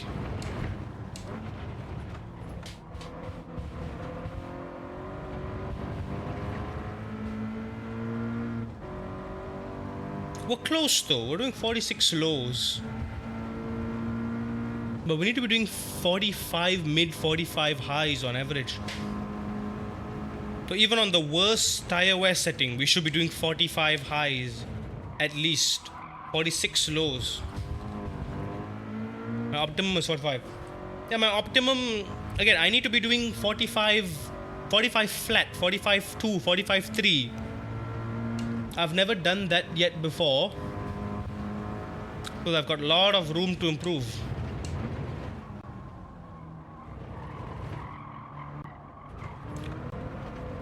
Gosh, I know the line there, but it's so hard. It's so damn tricky.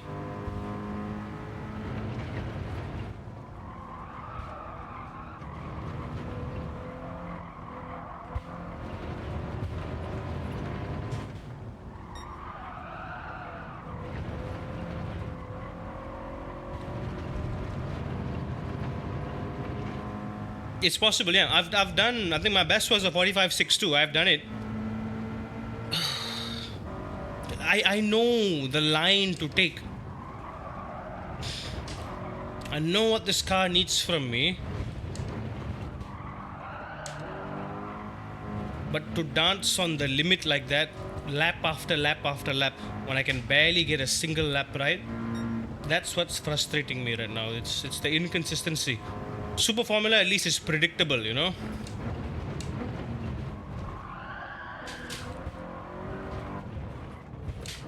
Yeah, I don't even know what I'm doing wrong.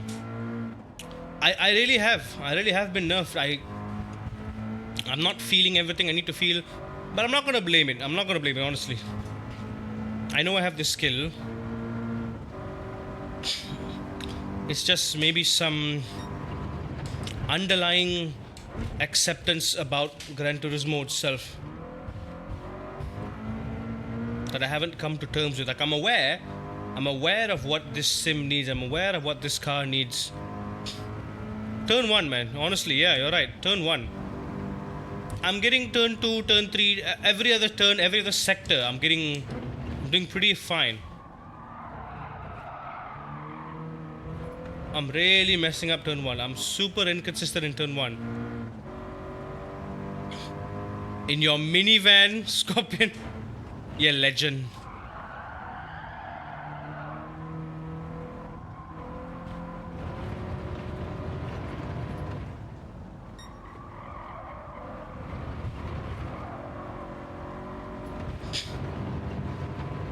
A bit wide, a bit early.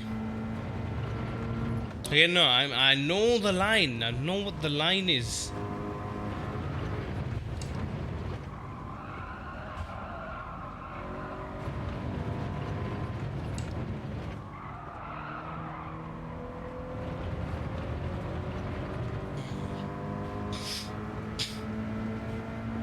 It's a very specific pattern I need to memorize.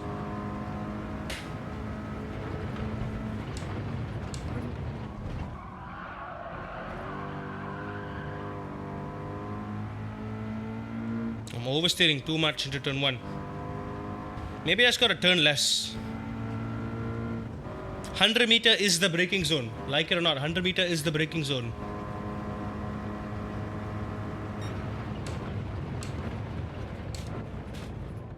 Even turn 2, to be honest, I can brake a lot later.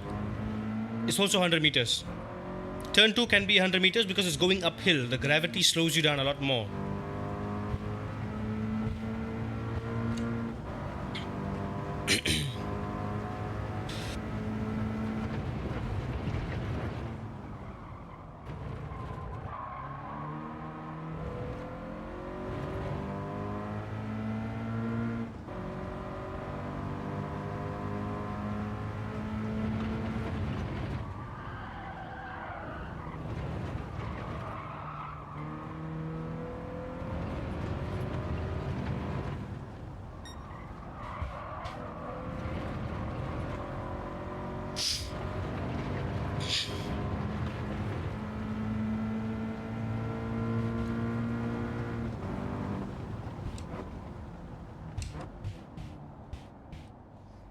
I don't see how anyone on a wheel can go full speed through turn one. What do you mean by full speed?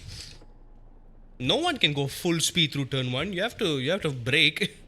Even Formula cars need to brake. So give me a sec. I'm really pissed with the. I thought changing these pads would be a good idea. They are not. I'm gonna change them back to the leather ones because these are so damn uncomfortable. I changed them because they were getting dirty and they were starting to get like yellow. You know, the white. Downside of getting white appliances, they get yellow over time. And I only had this for like less than a month and they're already starting to yellow. And it was all yellow.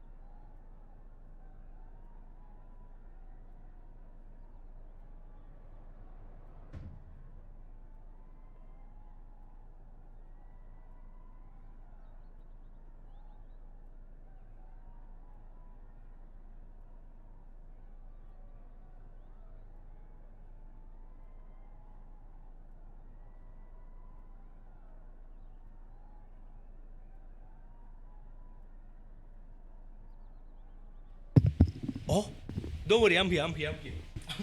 I'm here. Nat, I didn't know you were raiding. I didn't know you were streaming. We're here. Hello, Nat. Hello, Natsters. What have you been up to? Gran Turismo, I assume. I'm just changing my ear cup pad thingies on the headphone. I had them changed before, but then I am re-changing them because they're annoying. The old ones were very uncomfortable.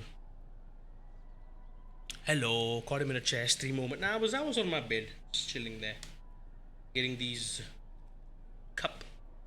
Muffy cups changed. And I hate that the leather is already starting to like peel off and deteriorate. So it's any day now. Any day now, these are not gonna last me very long. They're gonna start peeling off. They're gonna be like a lizard and start peeling off, and I'm not sure I'm gonna like that. I paid a lot. These are expensive. Heckin' expense.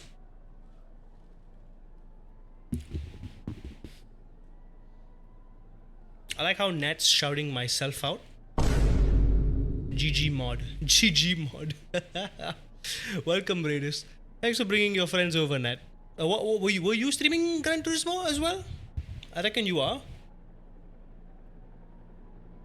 Welcome, buddy. I think my headset has pooped. It has. It really has. When you have an white appliance, right? Then it really tells you just how dirty your stuff gets. Like I have a white PC, a white PS5, a white pair of headphones. My Rodecaster is white. My mouse is white. And like the white here is not same as the white here because this is yellow and this is white. Like I can easily tell. Like even on the headphones itself, I can tell some parts are white and some parts are just yellow. The parts that are like in contact with my skin even more, like when it sweats and whatever, it does get more yellow than normal. It sucks, but you know, I clean it. I clean it every time, but it still can't stop the yellow. Oh, so much more comfortable. Oh, it just sits nice and tight, nice and snuggly. The acidity will attack the white parts. Yeah, I keep cleaning with hand sanitizer. Anyway, Nat, we've been honestly spending quite a long time, 2 hours already, and we're still on the softs. We're still on the soft tires. I'm trying to push my pace here. We have been doing a good job so far. I've learned some new techniques and everything, but I've not been able to really get my lap times down. But I am trying. I am really trying. I've gotten down the intricacies of this car, like what this car needs from me, but I'm trying to make it stick. So far, Sector 2, Sector 3, I'm good. Sector 1, which is basically turn 1. Me too. I hate the yellow too. I just like it because it looks slick.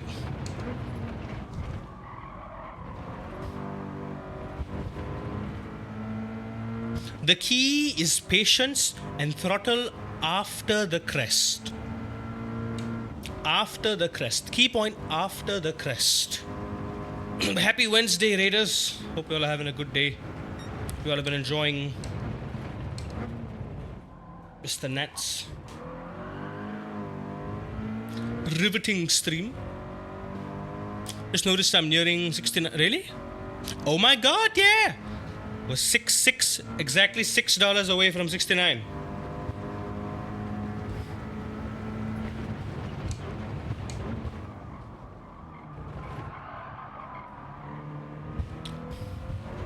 I actually didn't have viewers in. It was when iMorph rated me. Ah, Mr. Morph.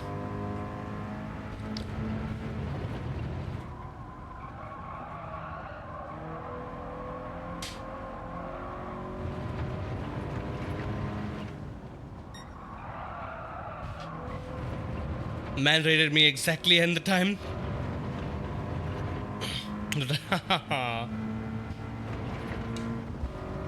Time zones are weird, aren't they?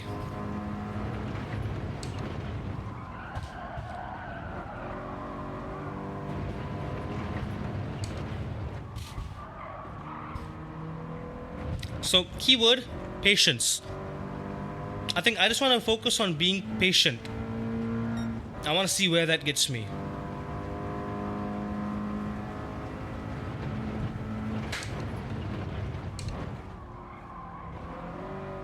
Okay, see? Throttle after apex, fine. Smooth. But I can attack it even more. I can use more of the grip on the rear. I need it to be neutral sliding but not oversteering and not bogging down the momentum of the engine.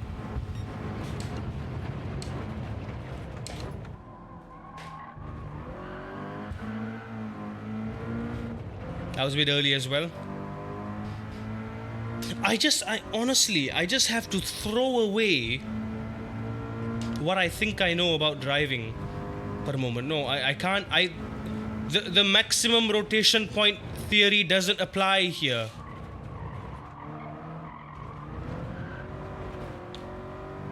It's different. Gran Turismo is different. Gran Turismo, you just plant it on the exit, cross your fingers and pray.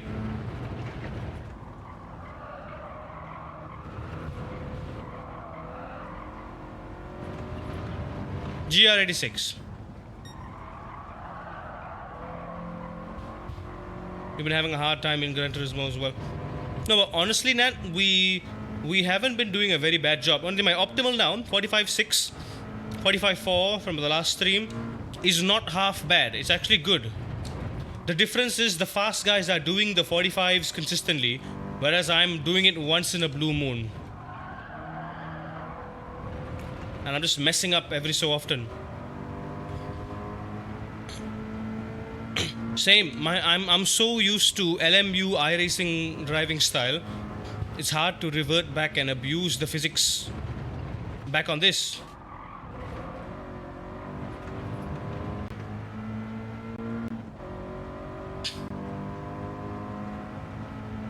Esports is hard, man. Again, this is one race we're doing here. One race. I'm spending 2 months practicing for one race. Esports is unforgiving.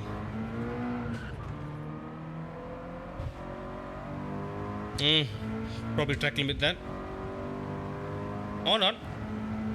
Another big spin. Again, throttle after crest. Throttle after crest. Throttle after crest.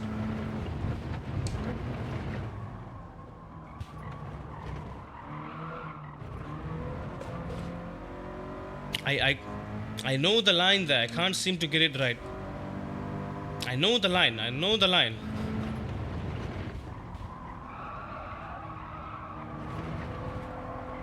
My line here is fine. Honestly, I think I'm huge improvement in my line through here. I'm carrying tons of speed. I'm getting on power nicely, using all the exit curb. So the high speed sector here, fine. Even final corner, huge improvement already when I get it right.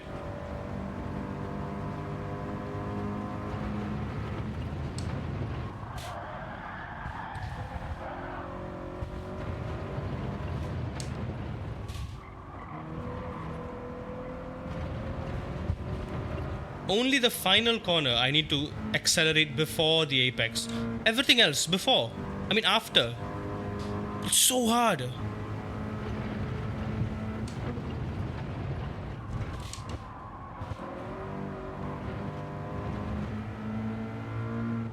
Track limit.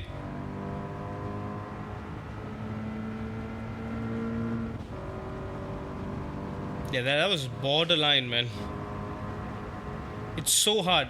It's gonna be even harder when I'm racing and I need to keep an eye on like my rear view mirror and whatnot at the same time. Honestly, the goal is just keep it smooth, make the tires last, don't get penalties, and don't do any silly moves. If someone wants to do a silly move, let it be the other guys.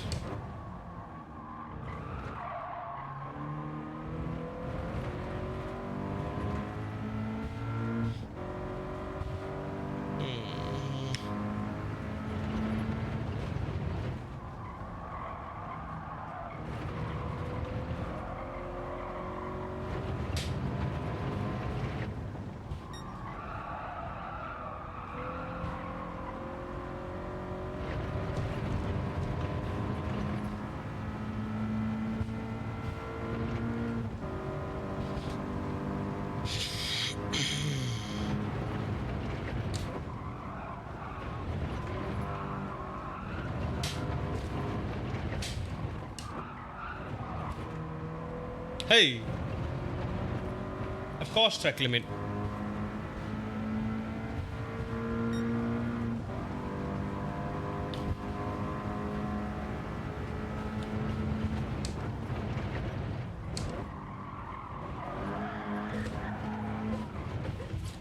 God, I'm getting... I don't get it. I'm doing the right things. I'm starting to wonder if I'm even getting this right at all.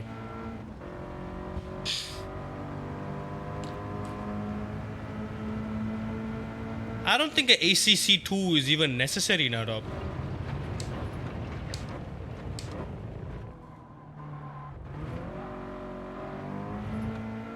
There's too many damn sims.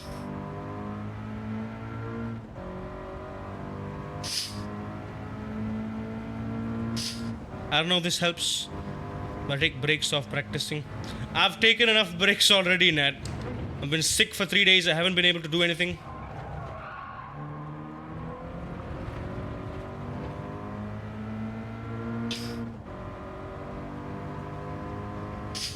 I've already been away for 3 days. And I have been studying too. So my overall consistency is okay. We're doing like 46 slows.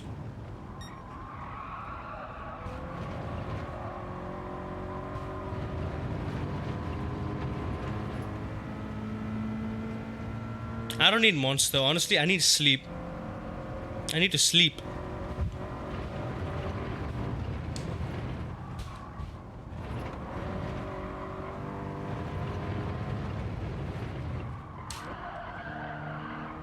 I need to stop scrubbing the tires, find the limit, stay on the limit, and then just keep pushing it. I'm half a second slower than my optimal. Where am I losing half a second? I need to be able to do that consistently.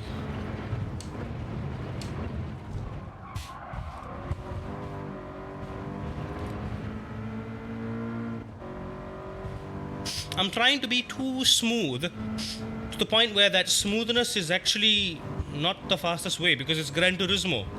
Smooth isn't fast, aggressive is fast, unfortunately.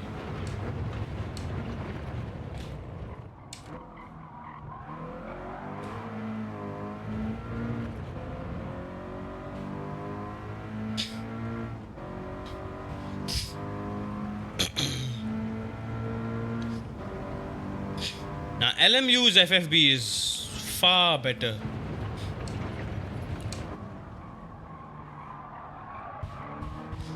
LMU's FFB is one of the best. Gran Turismo's FFB also is very, very good. Even on this wheel, right, I'll easily say you can feel pretty much everything as you need to.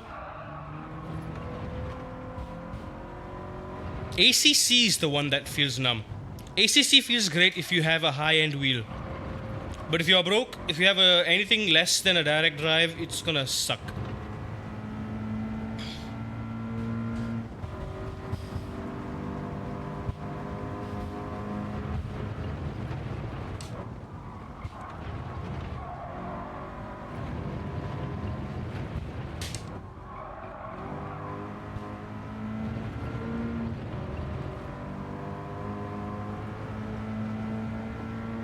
On the magic, it's good, but anything that isn't magic, it's not. It's not.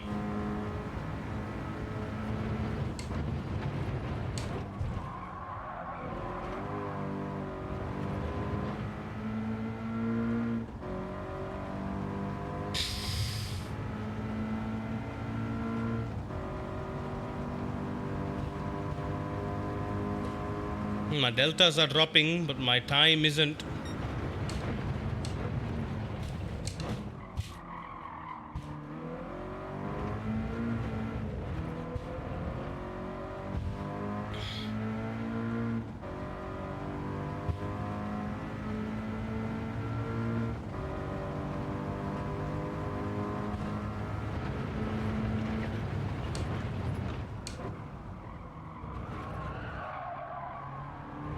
Too late on the throttle there.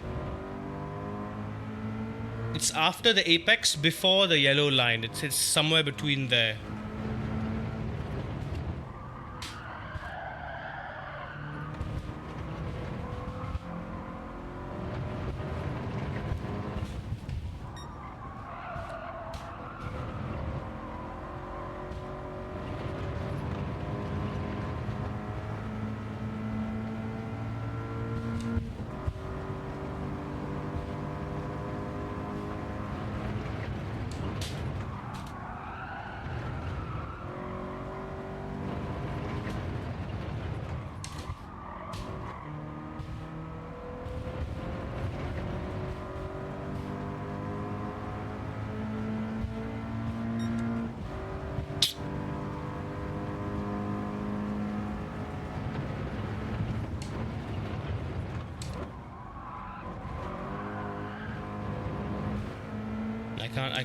I can't be sliding around turn 1 like that, man.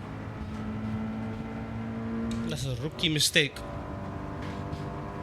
Ay, that sucks, man.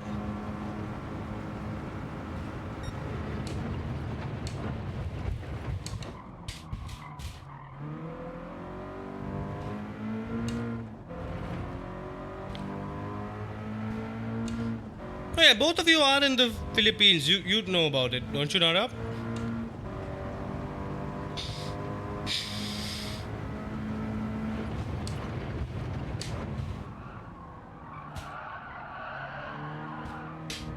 God, stop sliding. Not even on the limit with you.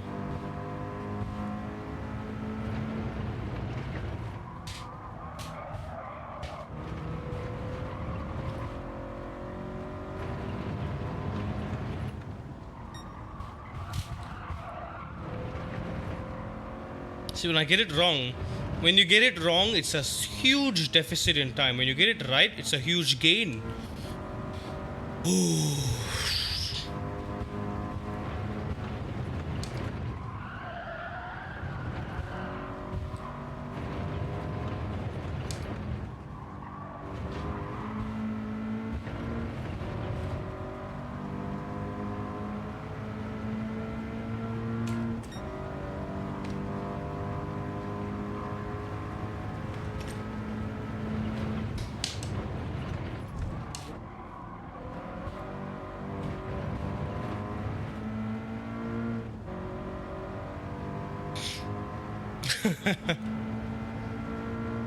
I mean, Malaysia's alright.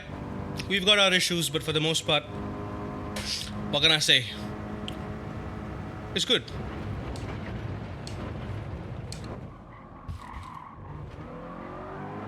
Stop bloody sliding everywhere.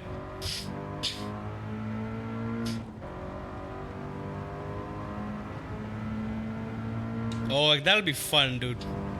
I don't know about all day long. Maybe for like an hour or two.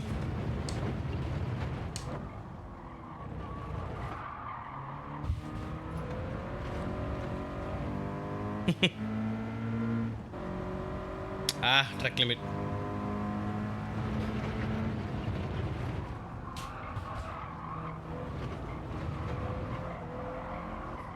You know what? Let's put a pause on this, right?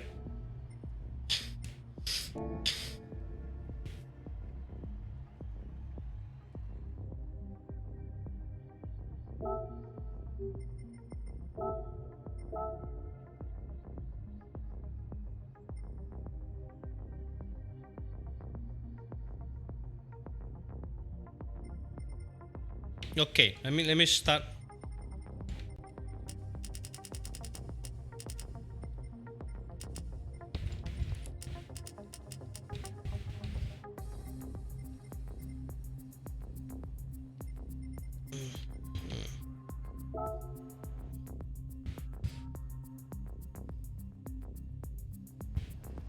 Yeah, you think it's my throttle problem, Nat? Because with this car, it doesn't feel like it because it's a slow car, right? With a car like the Super Formula, I can feel it. I can feel my throttle holding me back. But maybe honestly, maybe it might be the throttle that's causing me the problem. That it's the rate at which I'm applying the throttle is affecting my car's balance, which is causing on understeer or oversteer, and that sucks. That really does suck. It sucks big time. Good night, Nat. Thanks for dropping by. Thanks for the raid. You get a good night's rest. We're gonna be here for at least a couple more hours. I'm sure it's a total because I've redone the license test. Yeah. Okay, this is gonna be our first foray with tire wear and fuel. I want to see how long we can last. Let's go. I don't recall having issues throttling with the vanilla release. Okay, full tank of fuel. Starting lap. How much fuel do we have? Okay, now, bright side. Semi-finals and grand finals, the fuel multiplier is going to be constant. The fuel multiplier is going to be ×2 throughout for the entire tournament. That's good news. So the only thing we have to worry about is the tires. Fuel is gonna last us enough, more than enough.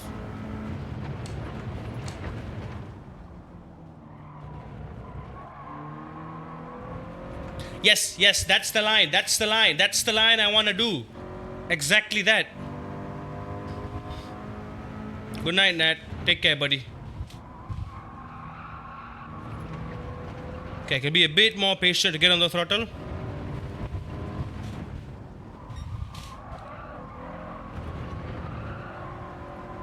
Okay, I'm gonna focus less on my overall lap time, but I'm gonna focus on my consistency and just see how long these tires last. So we have officially begun gathering data. I just want to see how long these tires will last.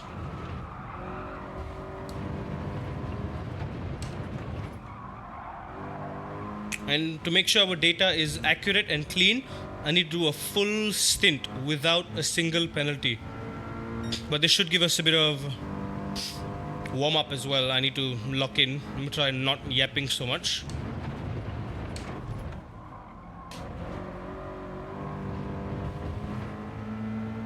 I don't know, Narap. It depends.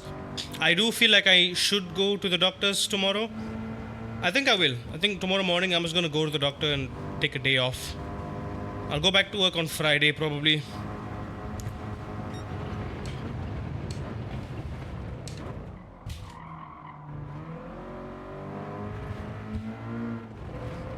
I'll see. I want to feel better, but if I do feel better, then I might not need to take a day off. So it's kind of it's counterintuitive there. But it sucks because I've been feeling down for like so long at this point. I just want to feel better so I can have enough energy to practice. It sucks. Don't be a penalty, don't be a penalty, don't be a penalty. I swear to God, don't be a penalty.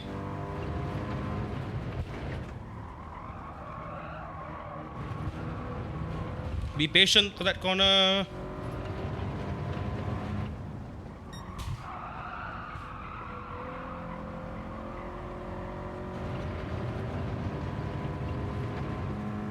Yeah, I definitely have to then. It's so damn hot and sweaty.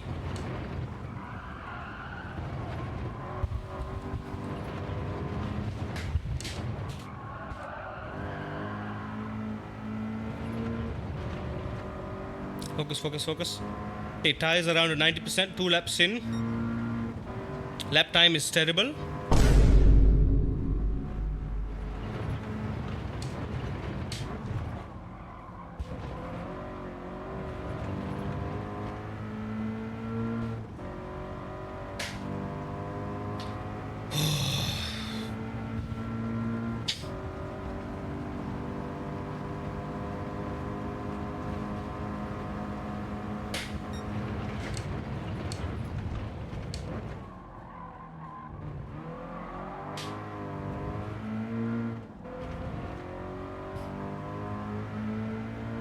I think Nan is right about throttle. Yeah. There are some times, yeah, you know what? You're probably right. There are times I just want to keep the RPM up.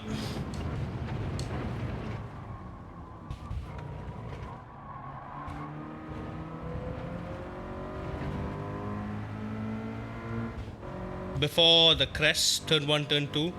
But because that little stab is giving me not the exact RPM, not the exact amount of throttle that I want, it's giving me like 75 to 100. I'm not getting the exact amount of slowdown that I can get either. There we go. You know what? Never mind, never mind. It's fine. We'll keep going. Supposedly did not want to be getting track limits here.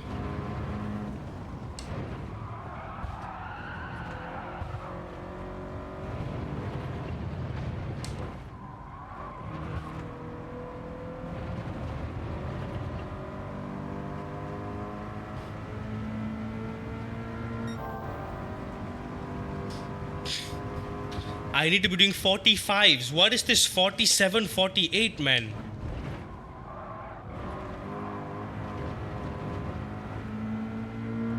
$47, really?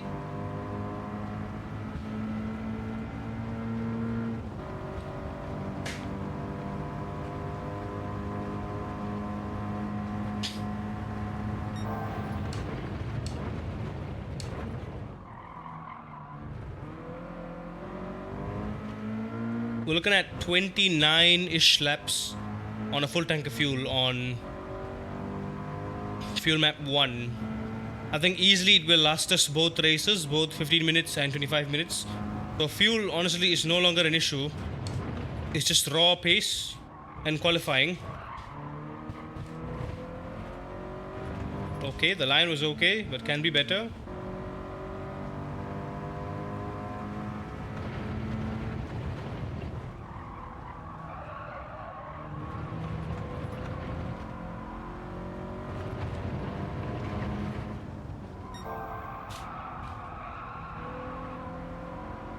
Late on the throttle there. Of course, I do a flying lap, and that's the lap I have a penalty.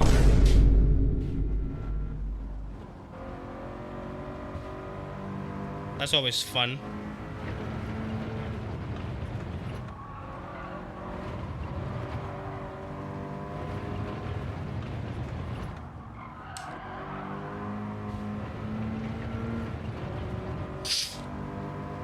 So this isn't, like I said, this is stage 1. We will redo this whole data gathering phase next week, but for now I just want a rough idea so I can start piecing together some strategies beforehand, at least.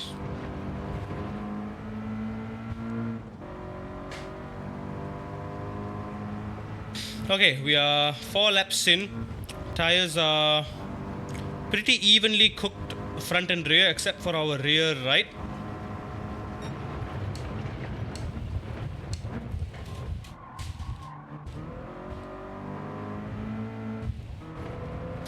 We're looking at about 40%, I'll say.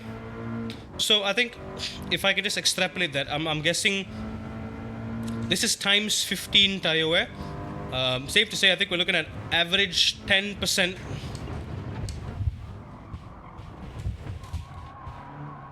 Oh, god damn it. 10% tire wear per lap. I know the approach to that corner. I know it's possible, but I just, for the love of me, can't seem to execute it correctly. Once in a while, I get it right.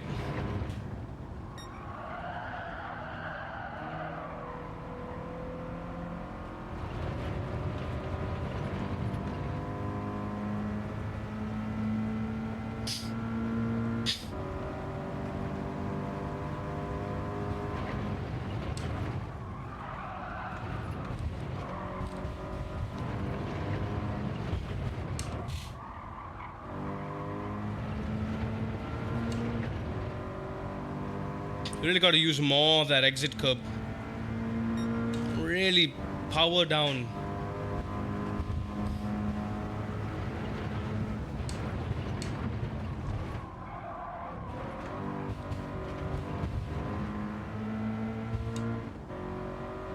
.48.1.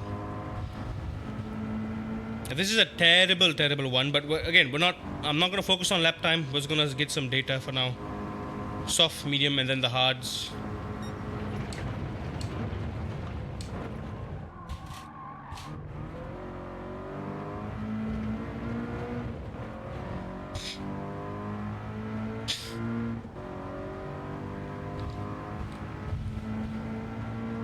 There you go. I was about right. So yeah, 5 laps in. Yeah, 50%.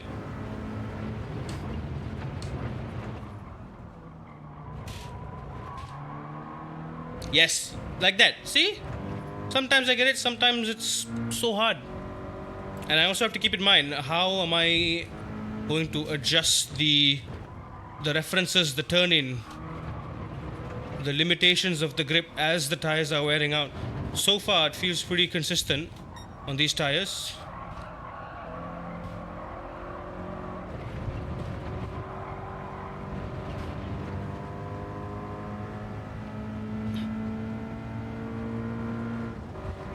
I'm guessing 10 laps then.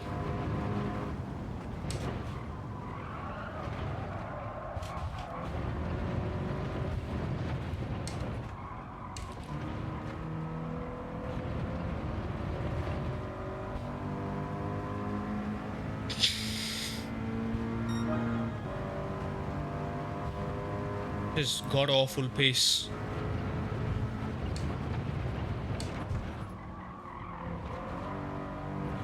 This is medium tire pace.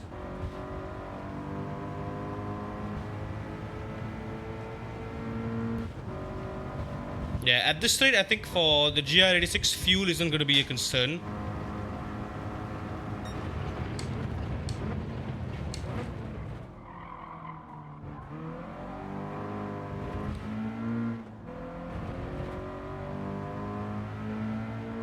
Like if on these tires I can do 46 mid to 46 lows, then fine. But I need to be doing 46 lows consistently from the get-go.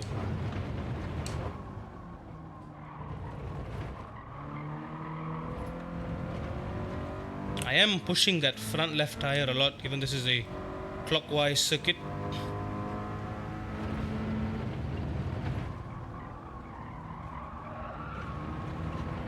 Patient, there you go.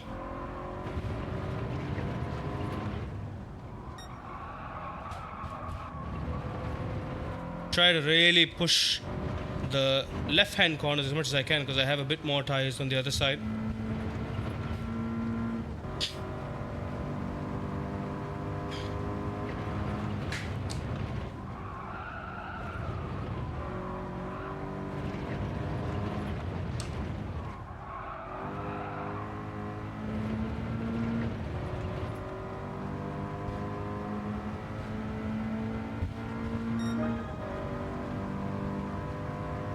Man, I can't be doing this 47s.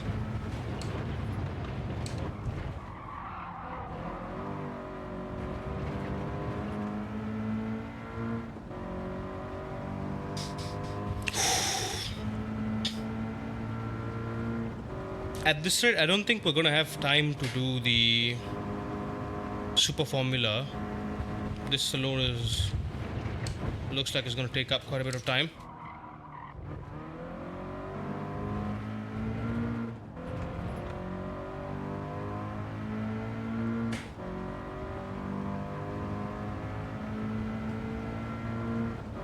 I need to revise it again.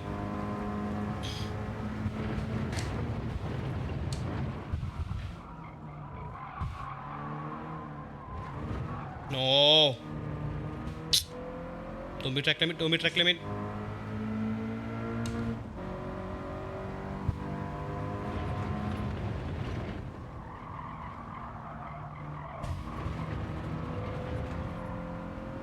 Push it wide.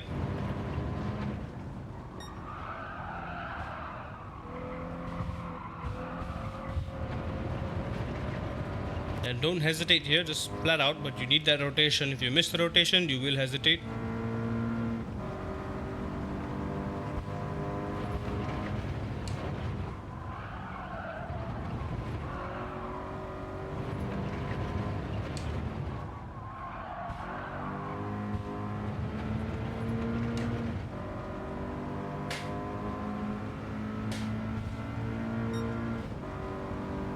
Lap 8.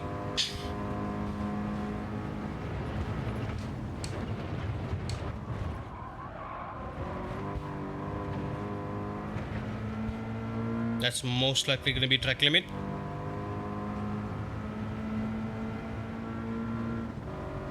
Somehow it wasn't. Okay. We got a quick ad break coming soon. While we're in the pits, I'll just let the ad take care of itself.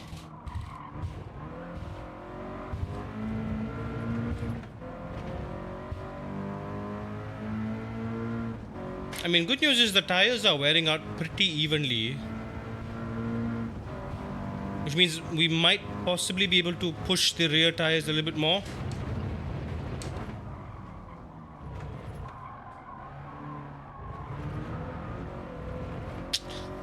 Keeps slopping up that corner, so that's, yeah, bloody track limit again.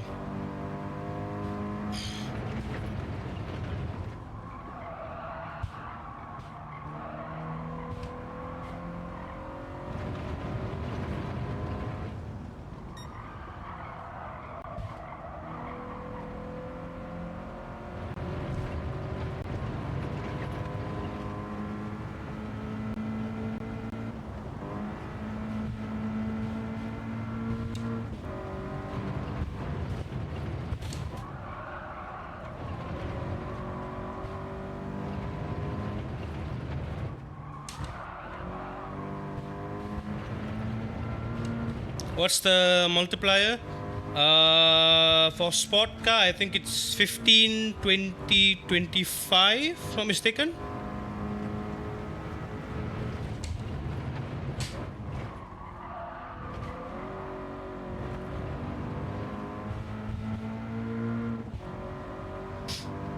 Okay, tires are on their last legs.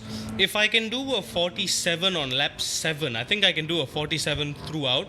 And I gotta be able to do 45s in the first few laps and then 46 and then bring it down to 47. This is ridiculous, man. I can't be doing this. This is outrageous. I am on 15.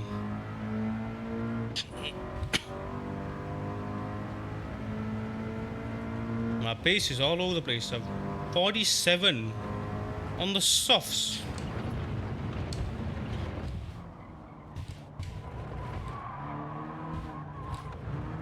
Good lord, please don't be a track limit. For the love of God, please don't be a track limit.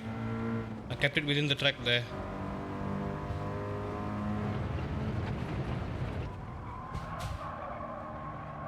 Patience, there you go. Can afford to push the right side tire a little bit more.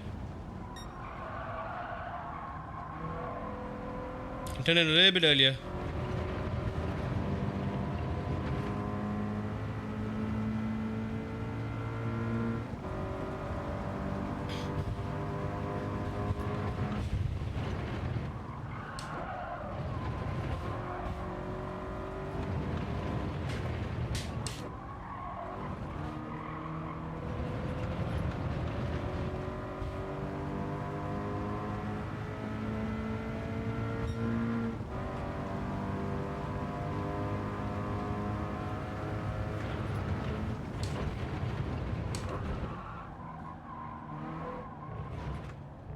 Okay, I'm gonna pause it there. I think I'm gonna call it and say 10 laps is what the softs last on.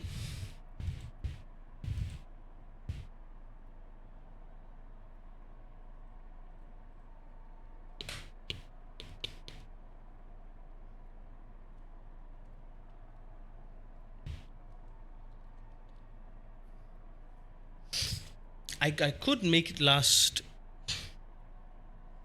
11. Yeah, if I were a bit smoother, I could stretch it to 11. I wouldn't be surprised if any, like if the Azlans for instance moved it up to 11.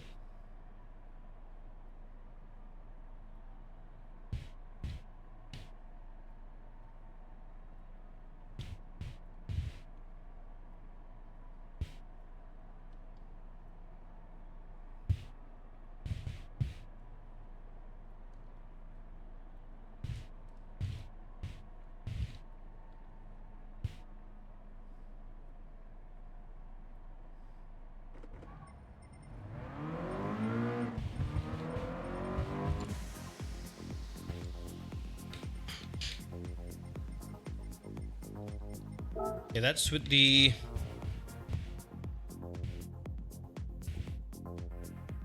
Sport soft tires. Now Sport medium.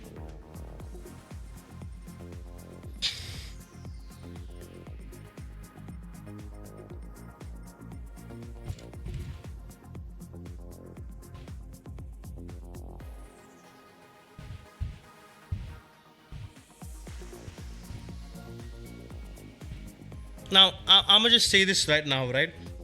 If we're getting the best case scenario tire wear, and given that medium or hards are mandatory, I think by default we already know what the strat is gonna be like, right? It's gonna be soft medium for sure, without a doubt. It's gonna be soft medium. I think we can ditch that.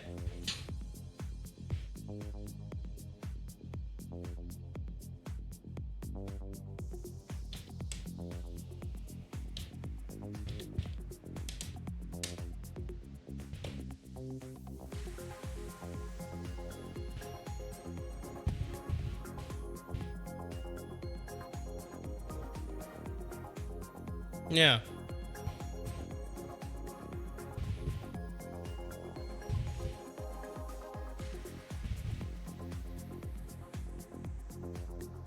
But for the sake of data, I will indulge it. I don't think I'm gonna do hard tires for this tire multiplier, because I don't think it'll be feasible to use it at all, because 10 laps gets us 17 minutes, right? On an average of 146 minute, 1 minute 46 second per lap.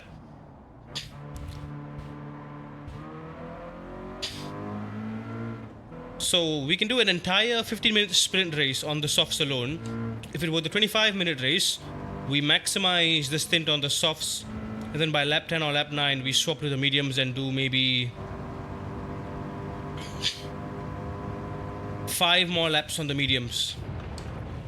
And that should cover it. 5 or 6 more laps on the mediums.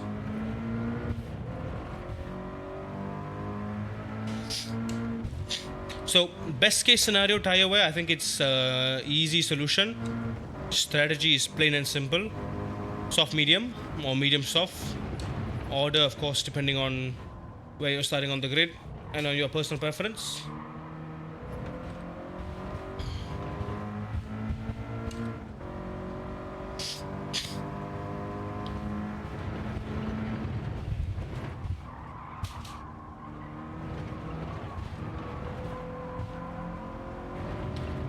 Only if we are looking at the slightly worse tire wear scenarios, then we need to take into consideration how many laps we can maximize on the soft and mediums. And worst case scenario, maybe there may be a need for the hards to come into play. But we'll see. We'll have to see.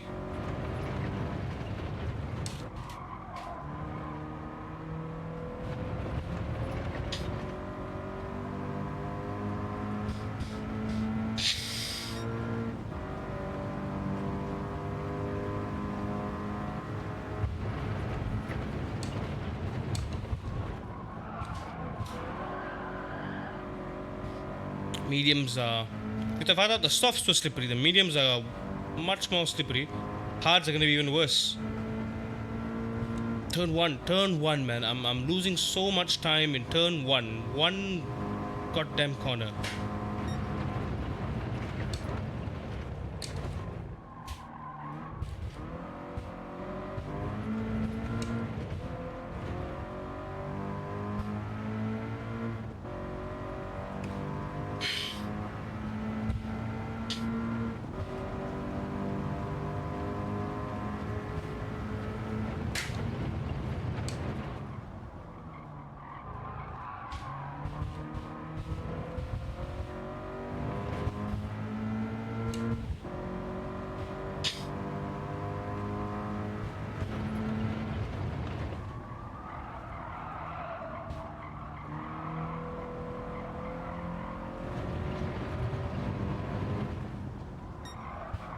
This is a high-speed corner. I need to brake less through there. Need to brake to rotate, not to slow down.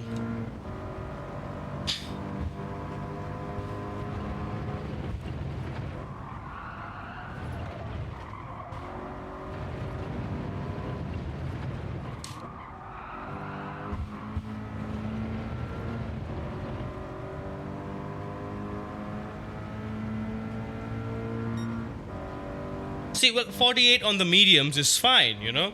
48 on the softs, though, that's a whole different story.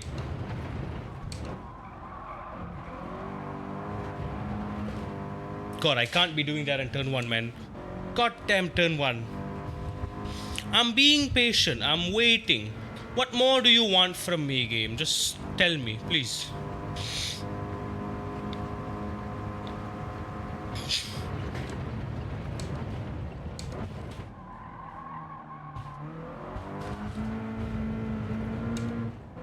I completely missed the apex there.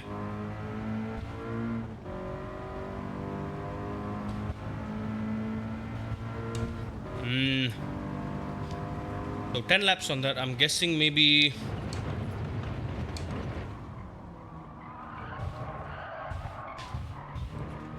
if I slide it there, it delays my throttle.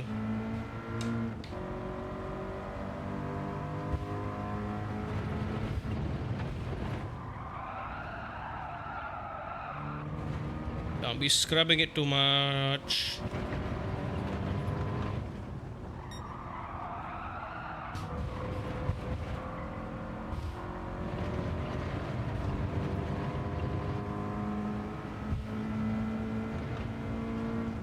We've got just about an hour left on the stream.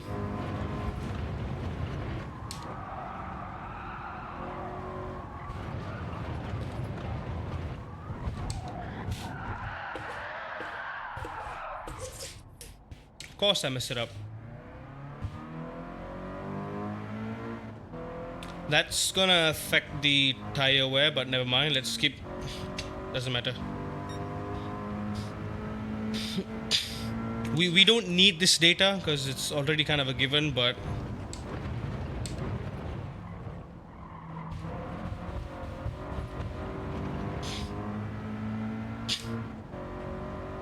I want to consider it as practice for the medium tire pace anyway.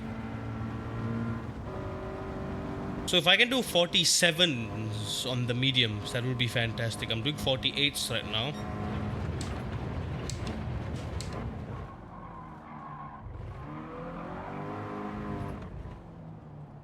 God damn, you're not supposed to.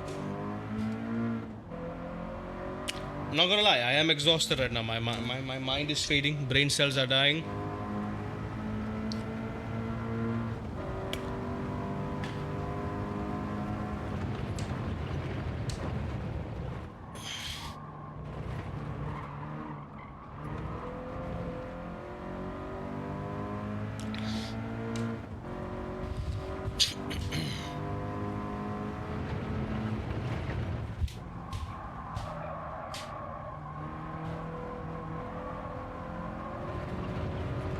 That's gonna be an off track.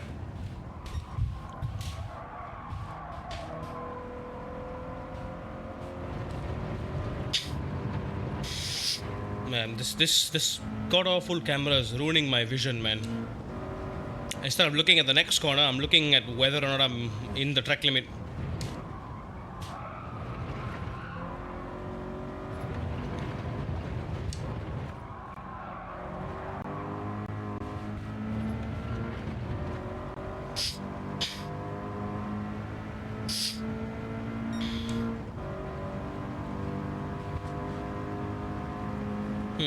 I would estimate we can do maybe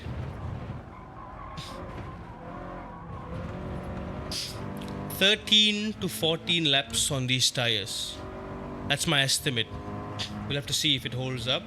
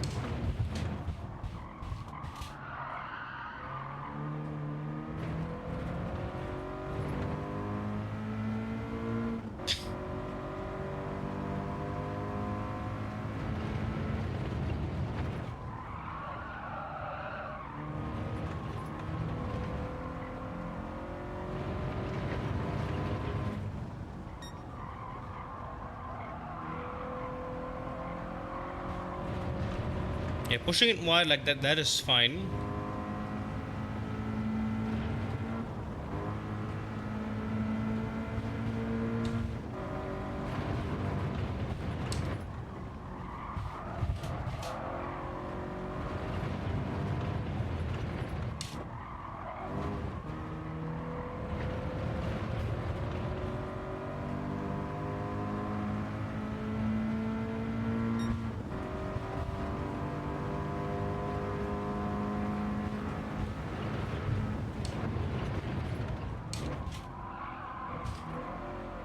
Lap times have been abysmal for the past 5 laps.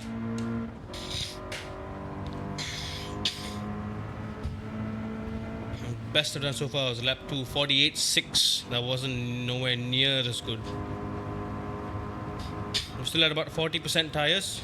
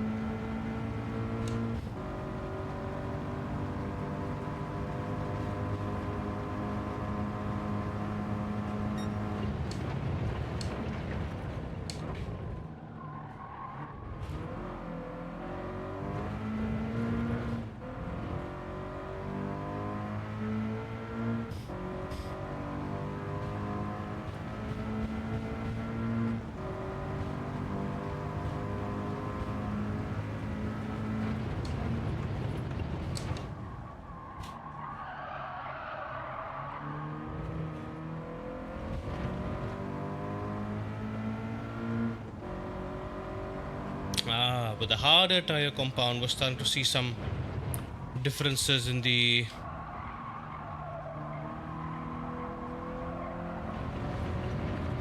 rate of tire wear on the tires. Starting to see a little more on the front left. The rears are pretty consistent. Front right is lacking a little bit.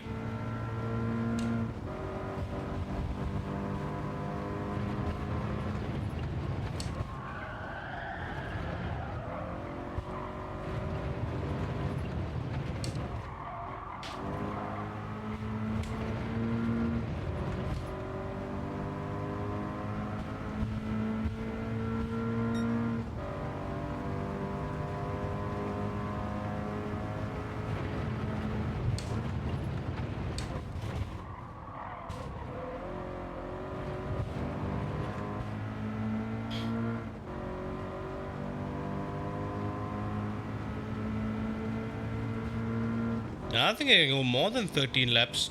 We're 8 laps in. Well, on lap 8. Our worst tires just worn down to about 50%.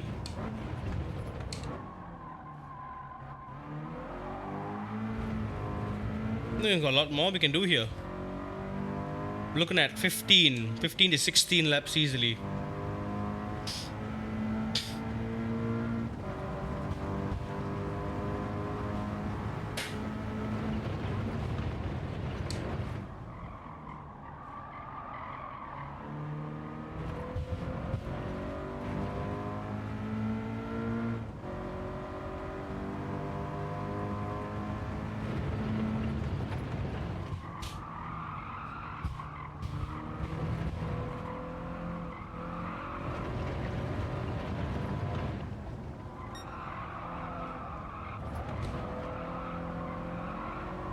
Very late.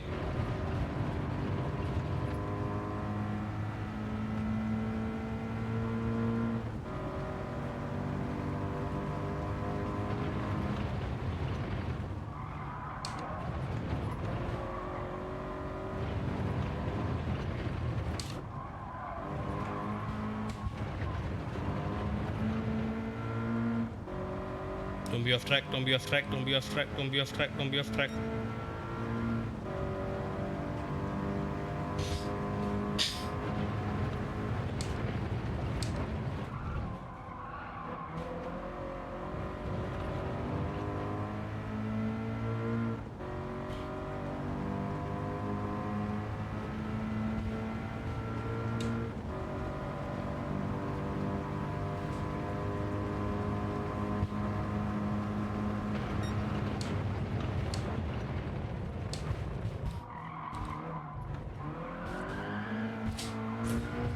Stop doing that. I'm getting on the throttle after the crest and still.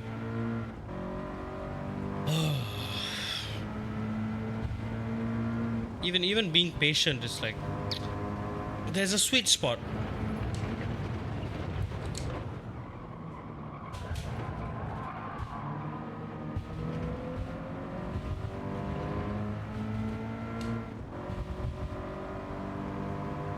But in the mid-range of the tire wear, even though my pace isn't exactly brilliant,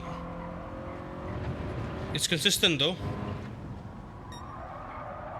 Consistently slow, but still consistent.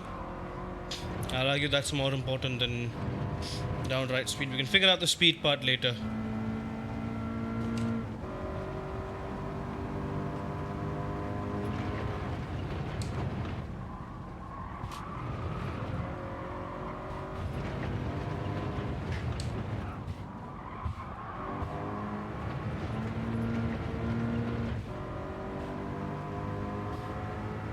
That was not track limit, I swear to God, but never mind.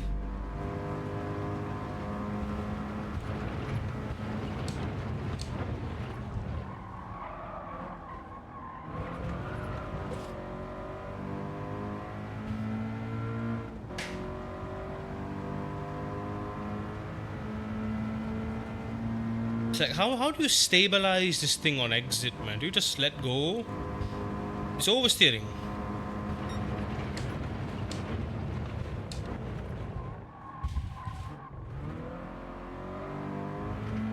I'm still holding a bit of steering angle. I can't just like let it go and point in a straight line. You can't point in a straight line and exit smoothly out. You still have to hold it for a bit and then unwind. But holding it for a bit, that's what causes most of my problems, the oversteer.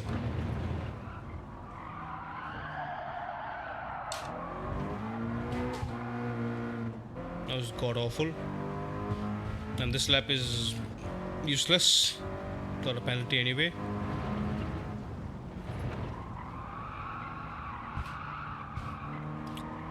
Okay. Once the tires are beyond 50%, we start to feel the effects of the tire wear a little bit more.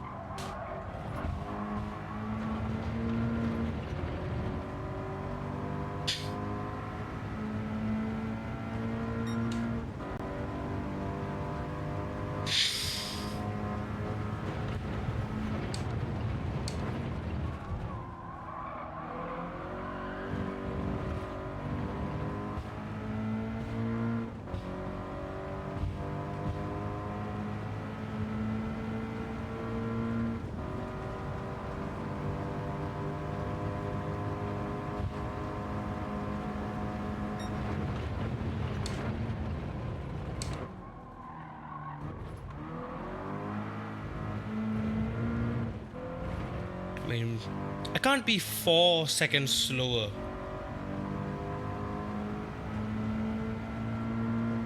3, maybe.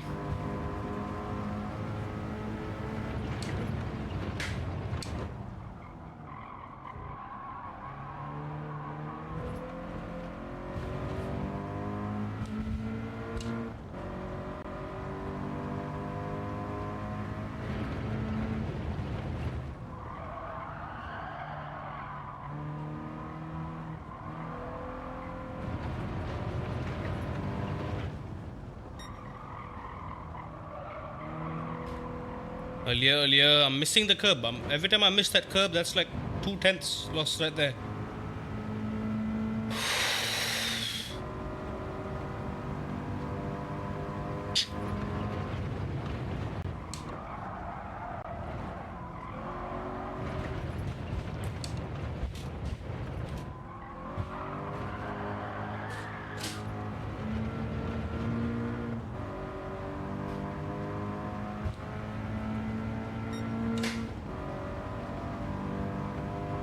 I can't even do clean laps. I don't know how my pace is going to be affected.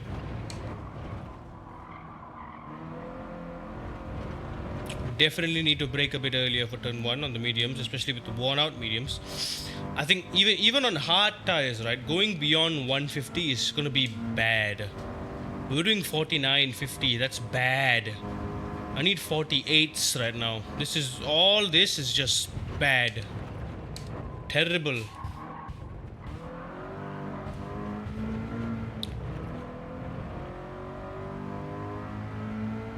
I mean, we did get a bit of data for tonight.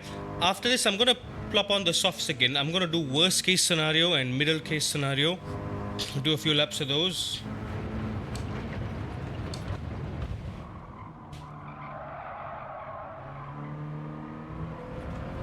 And then I'm going to call it a night. We're running out of time. At least I'm just going to get some data on with the soft tires still.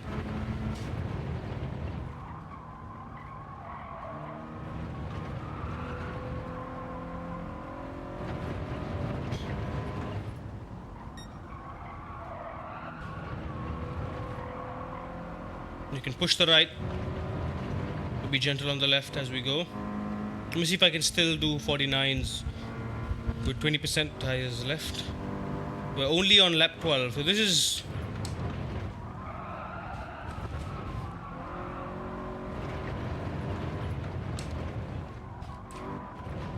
So we are 1 lap beyond what the soft tires can do at this point. I don't think it's going to be that big of a difference. At most, I think it's going to be 1 or 2 laps more. 50 flat, still not great. We can do 49s, even on these tires.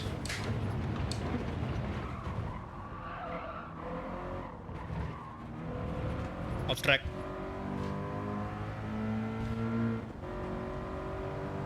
So I think worst case scenario, on fully cooked tires, we're probably doing 49s. But it's possible to do 49 lows. I'm just not locked in yet.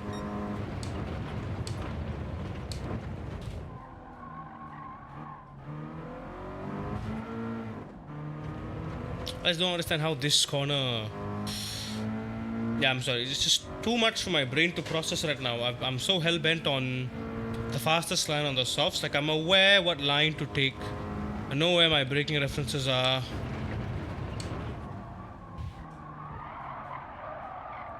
I'm struggling so hard to be consistently hit those. And the exit. Even when I brake at the exact same spot, I don't seem to be able to get the right entry that I expect. And as a result, get the right exit that I expect. Every single exit is different. Every single exit is costing me time. Some are better than others. The inconsistency is what plagues me.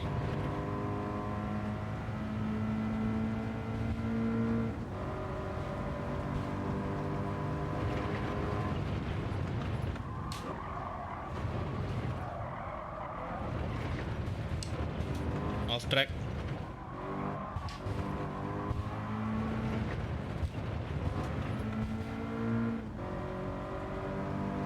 Yeah, I'm not even gonna bother completing the final lap. I'm gonna say realistically we can do 13 laps comfortably and 14 laps maximum, right?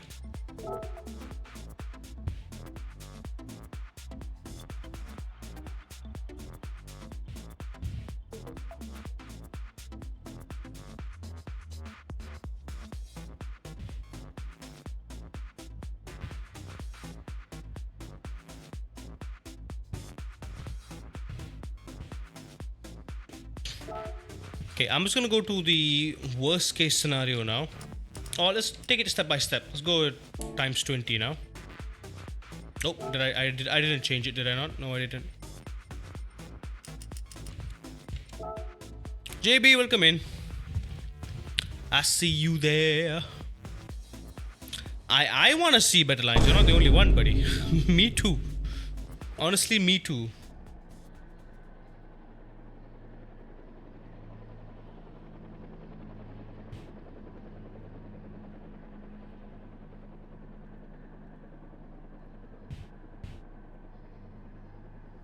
How are we doing, man? Happy Wednesday.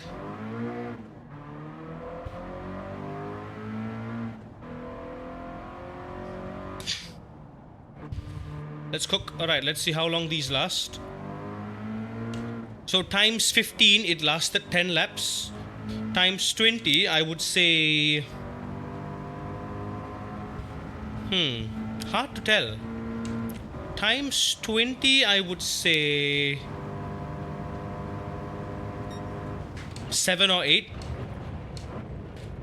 So tires are gonna be a whole lot more cooked here, but let's just push. I'm good, just got a sore throat. Oh, me and you both then. 20 laps. No, this is worst tire wear. We can't do more than 10 on worst tire wear.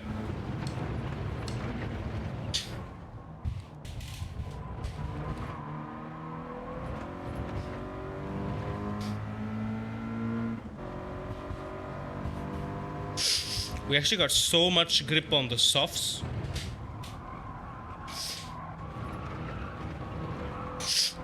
Like, once you drive the mediums and hards, you instantly notice just how much more grip you have on the softs and how much more you can push.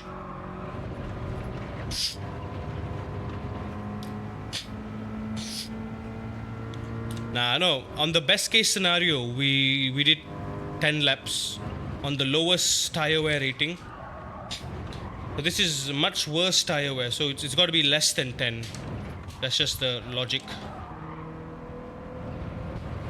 That one lap we're already doing about I want to say 10% tire wear, including the outlap.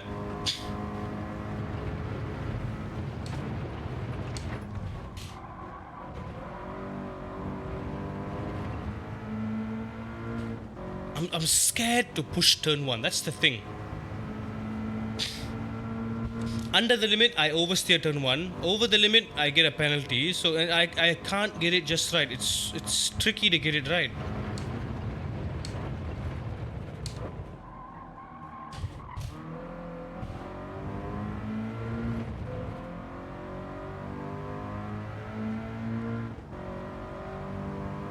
We're only here for tire wear.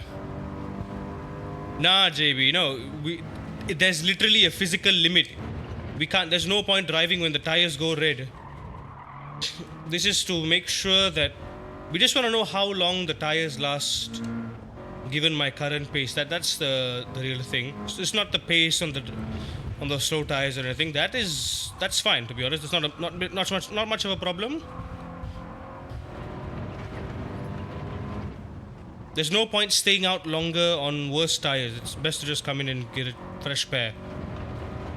That's where the strategy comes in. We're just getting data. We're not trying to practice staying out long for the tires or whatever. That's just on a race basis. We're just trying to see the maximum lifespan of the tires. How long they last realistically, feasibly. How long we can possibly extend them with some minor driving style adjustments to extend the stint.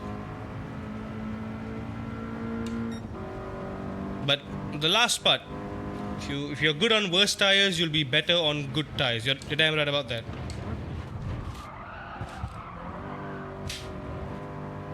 Track limit.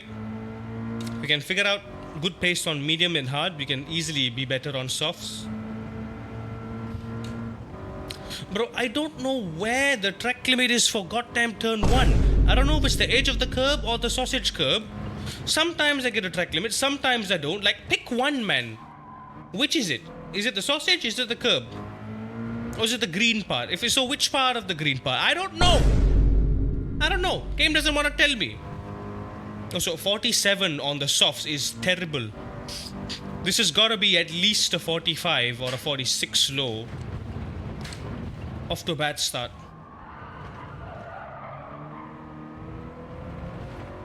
I think I need another day when my mind is fresh to push. Right now my mind is just all over the place. I'm trying to do a lot of things at once.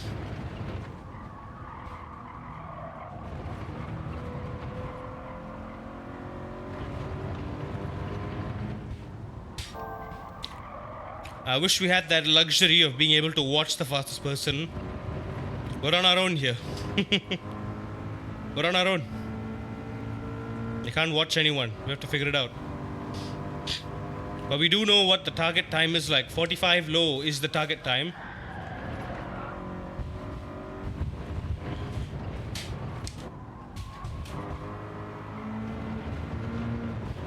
.45 low is the optimal quali time. 45 high, 46 low to mid is what we're looking at on average for race pace.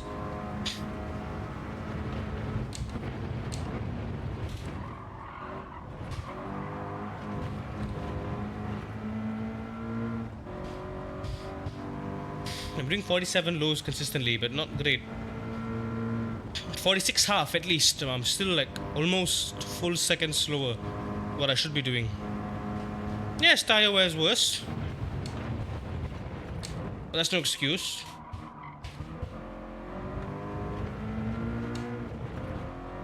Okay, just 3 laps in, and our tires are almost down to 50%, 40% roughly. 40%.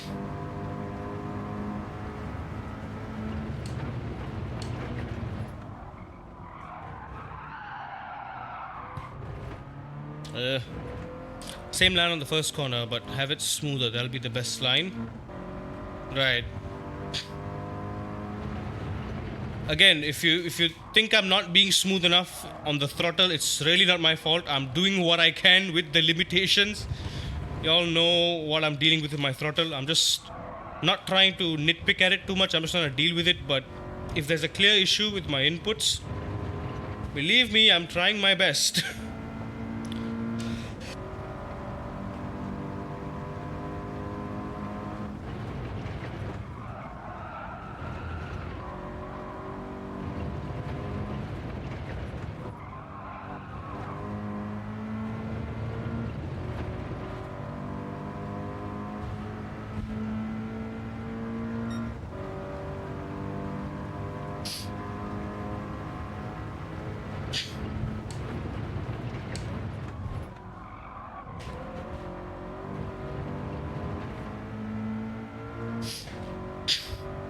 See, when I do that, I know I'm under the limit. I just know I am because I don't feel the tires trying to snap on me, you know. But when I do get on the limit, I'm usually going over the limit. So it's so hard to find that middle ground.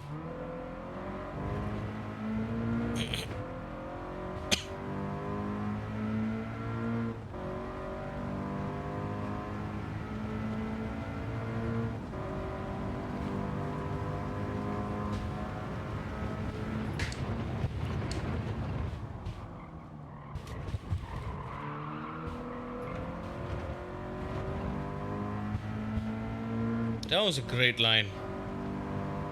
Nice and early in the throttle, using all the track on the exit.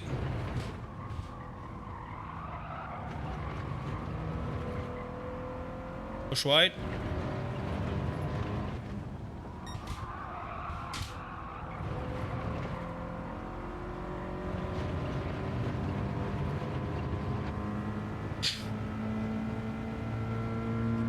More speed into the corner, fully off. When straight, just punch it. Yeah, that is what I'm doing for the most part. That's the idea.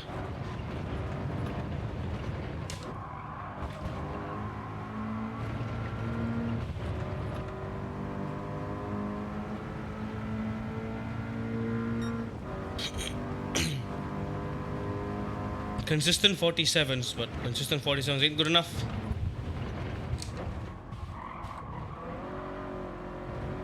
Every time I straighten up the wheel, I'm still oversteering. Even though I'm holding the wheel straight. It's like, figure out what you want to do, man. Consistent low 47s for the first 5 laps at least. I'm not sure we're going to take that as a good sign. Yeah, that was a smooth turn 1. 3/10 slower. Make that make sense. Yeah, that light oversteer on the exit, that kills our momentum, just kills it. Because you're carrying all that speed down the longest straight, pretty much.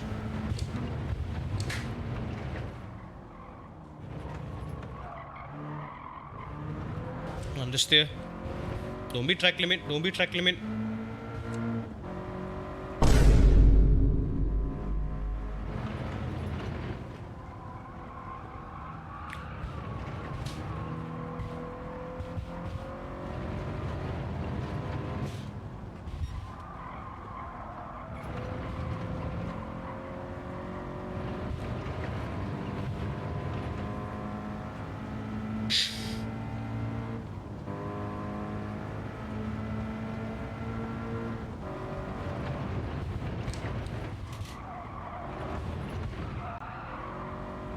Yeah, because of the damn penalty, we don't know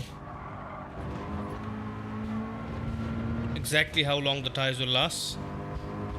Nah, we've still got a bit more in it. That was a second slower. Let's see if the tires last one more lap.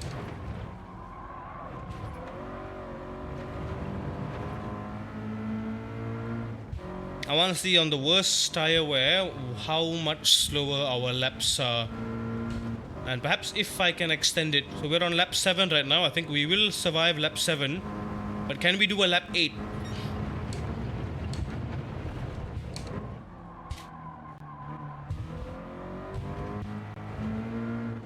I'm hesitating. I'm lagging too much for that corner. I'm not powering on the throttle.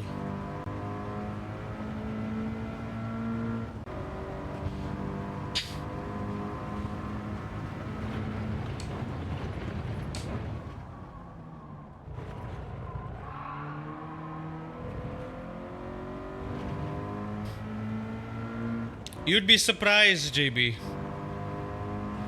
You'd be surprised to see. It's all about maximizing the efficiency here. If you can stay out longer on the soft tires, I think that's what everyone's going to be doing. It is simply better because softs, worst performance on the softs is still better than the average performance on the mediums. That's just the reality. So if you can do good on softs, you do it.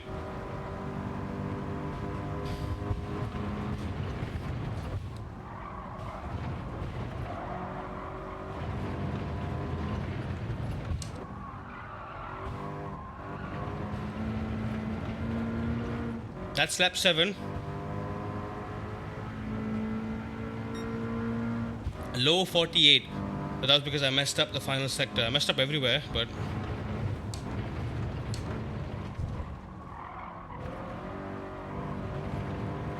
Can we do a lap 8?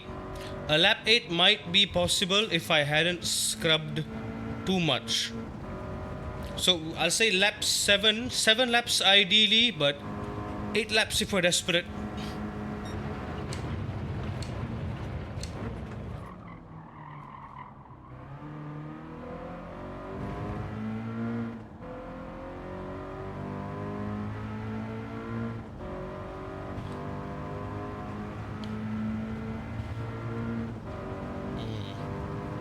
So 2 corners in so far, still have some grip.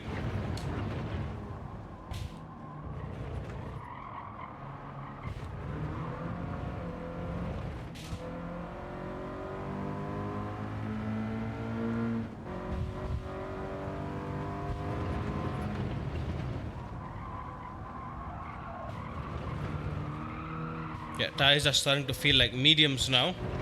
Pace also falling in medium territory.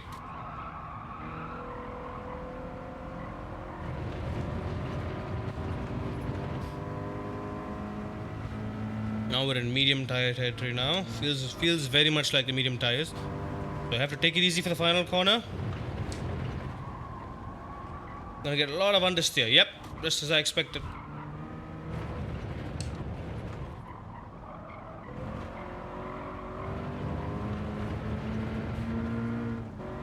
I reckon a 48 high would be possible if I didn't completely scrub it. So lap 8 if we're desperate.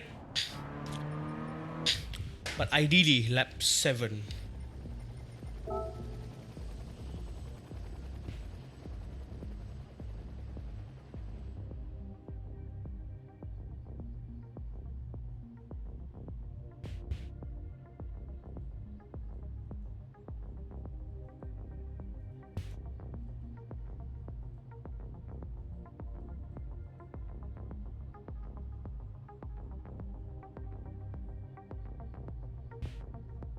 Okay, last but not least, this is the worst case tire. Times 25. So it was 10 for times 15, 8 for times 20. I'ma say 6. 6 at best, 6 at most. But we're probably gonna do like 5 and then it's gonna... 5th laps are done. Before lap 8, it honestly depends on the race, man. For turn 1, keep speed at 100. The things I need to look at, the curb, my turn-in point, make sure I'm not going off the bloody track limit. And then now I have to watch my speed, like... Maybe I'll check in the VOD, I'll have to check the replay. Right now I can't... I'm not a chameleon, man. It's hard to keep my eye on everything. This camera angle is already stupid enough that I don't even know when I'm getting a track limit.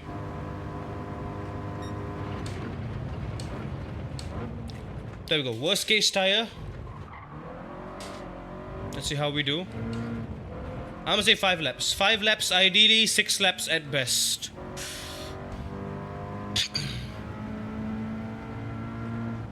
Additional 5 times 5 multiplier from the previous session.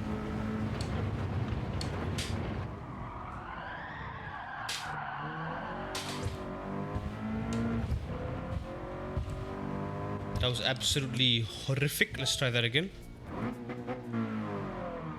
I will say the fast drivers keeping an eye on all this. To an extent, yes. When practicing, yes, drivers are aware. I wouldn't say they're looking at everything at once. The drivers that are good at this, they just, I think they are comfortable with this stupid camera angle.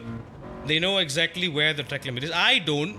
That's where I'm struggling. That's a big skill issue for me. Or not a skill issue, it's just a Gran Turismo being stupid type issue. Okay, now I know I'm on the line here.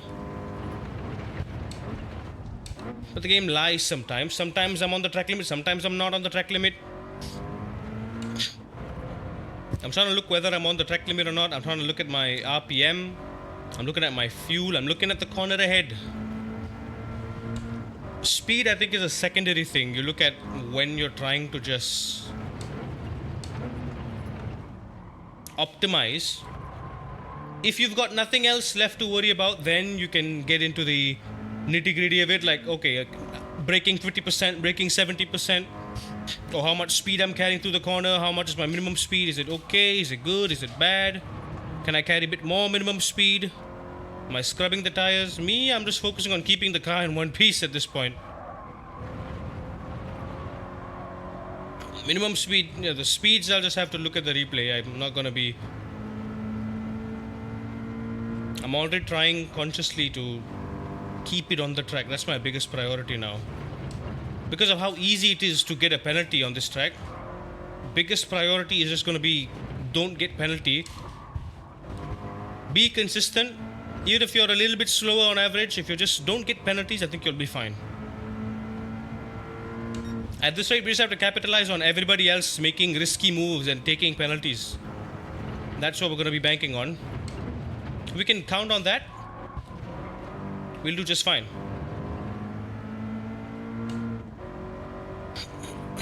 Yeah, cold tires on the out lap. But only for turn 1, to be honest. Turn 2 onwards, you have so much grip. Turn 3, the out lap do have quite a lot of grip.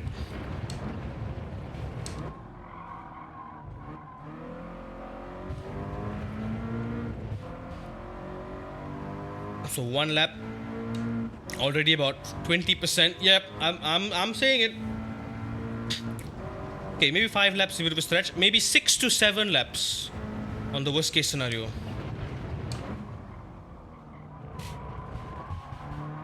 Six to 7 laps ish before the yellow line punch it.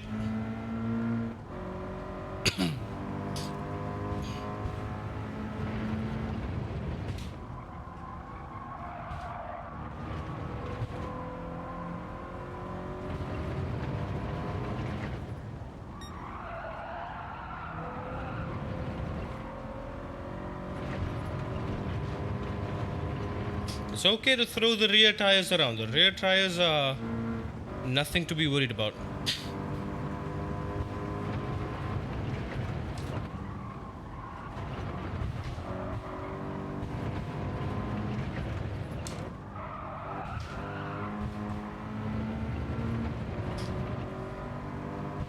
Yeah, I'm aware for turn 2.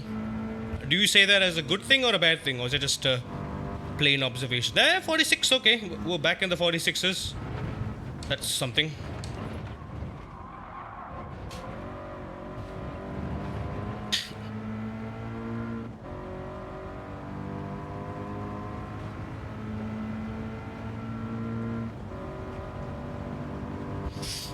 Yeah. On the bright side, please, fuel isn't an issue. So all we have to worry about is just literally tires.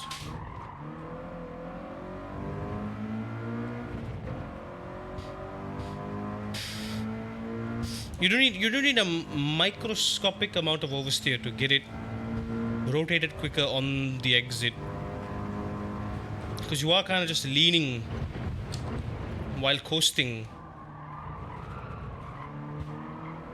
on the exit.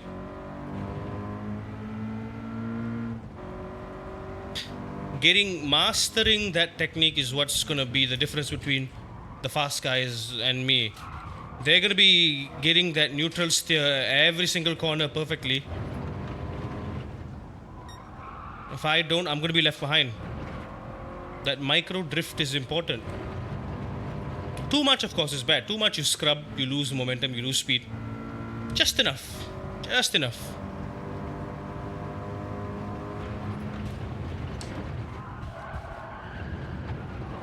Case in point, there, penultimate corner. You do need to kind of drift your way through there. Penultimate corner and the final corner.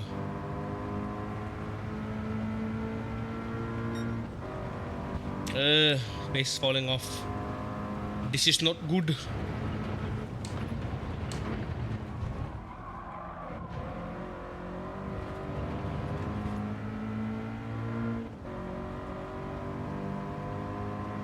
Okay, 3 laps in, 50% tire wear. Yeah, 6 laps. 6 laps. 6 laps at best. 7 laps, I think, is desperate.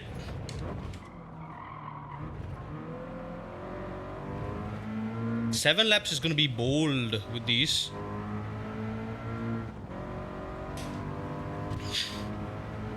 It might be possible to go more if we just take it a bit smoother. But it will mean you won't be able to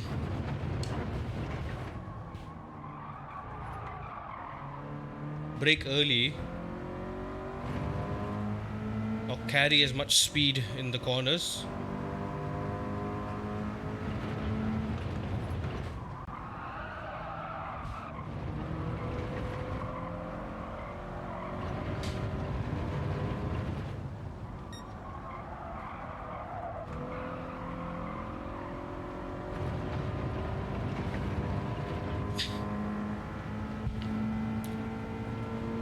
Not in Gran Turismo.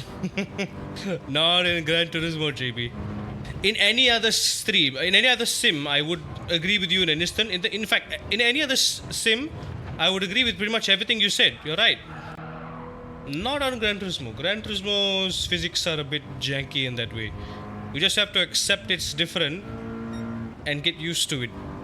Especially with this car.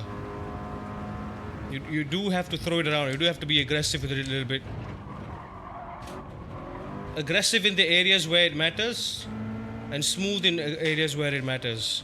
But for this car, for the most part, if you want pace, you have to push it. You have to be right on the limit of grip. Just poke at it. Make it uncomfortable.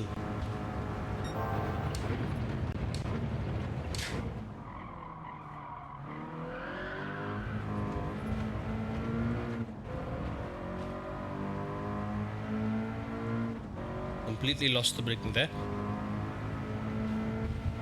We're on lap 5 and I got a purple sector on 30% tires remaining.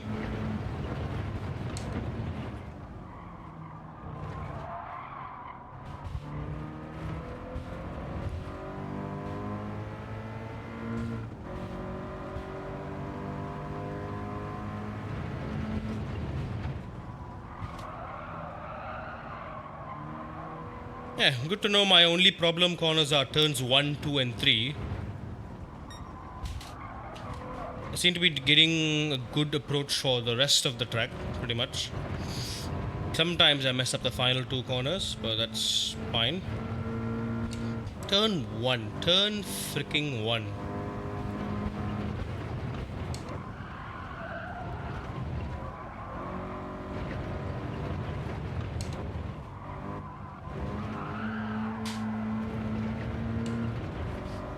That's lap 5. Coming on to lap 6, which should be the very final lap.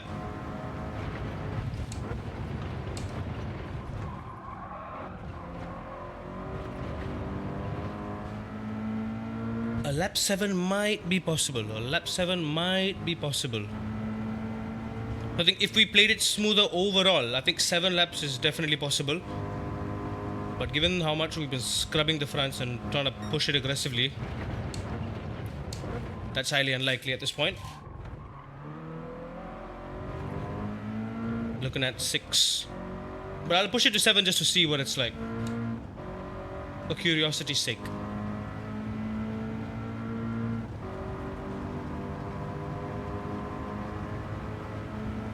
Got a break earlier here.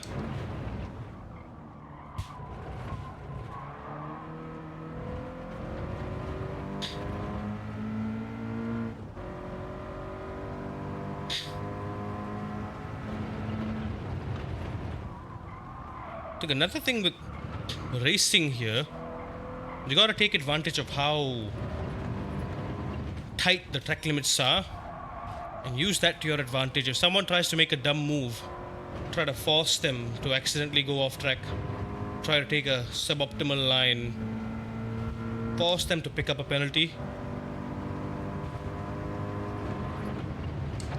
Saves you a lot of headache from trying to defend or attack. Just let them fumble.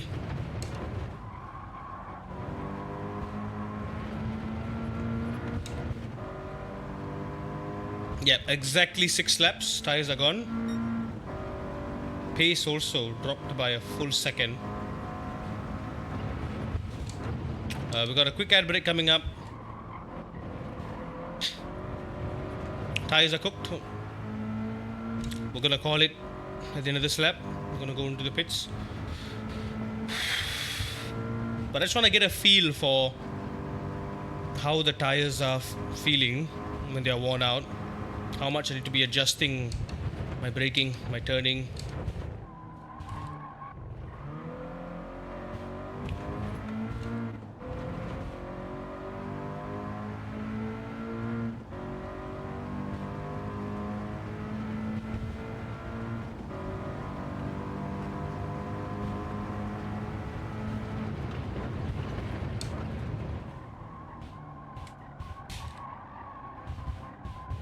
Yeah, big understeer there. Really got to brake earlier. So yeah, 6.5 laps in, the tires last. So definitely we can make it last 7 laps for sure.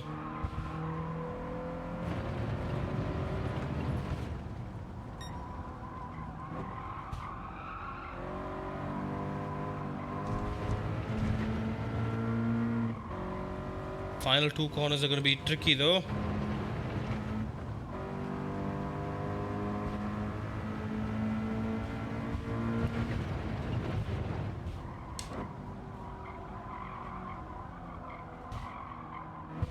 You got to be careful not to touch that white line. That's going to be dangerous as well.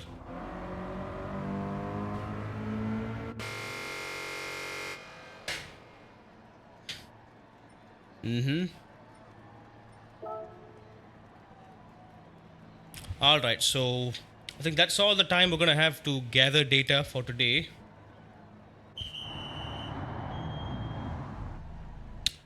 Pretty alright, I guess. We didn't really make any improvements on our overall soft tire pace, which is upsetting. Even though I said I revised and we're learning a little bit here and there. I've still running an ad break real quick. 7. Ideally 6, but 7.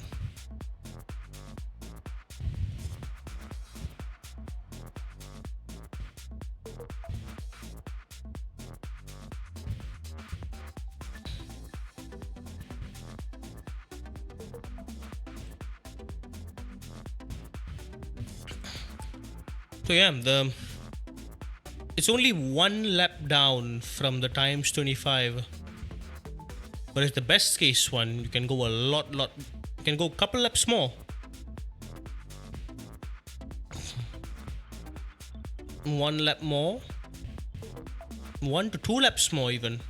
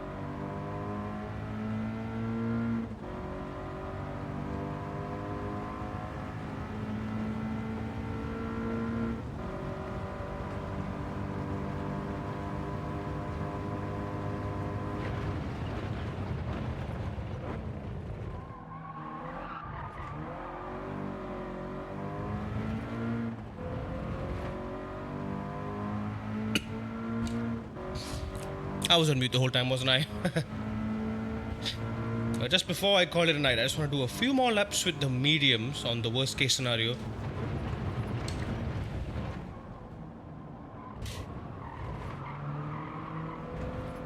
Just to kind of see what I'm missing out on.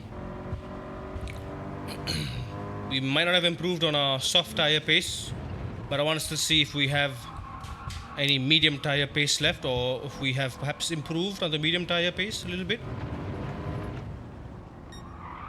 As much as the softs, the medium tire pace is going to be equally as important. Softs are going to be for running the qualifying and for the most of the stint, regardless of what combo we're using, I think. Or might even be a case like last time where the best strategy was double stinting the mediums.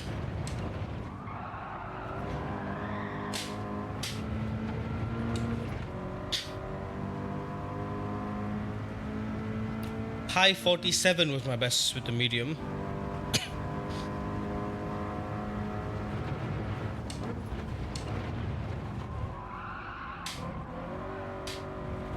See if we can do any better.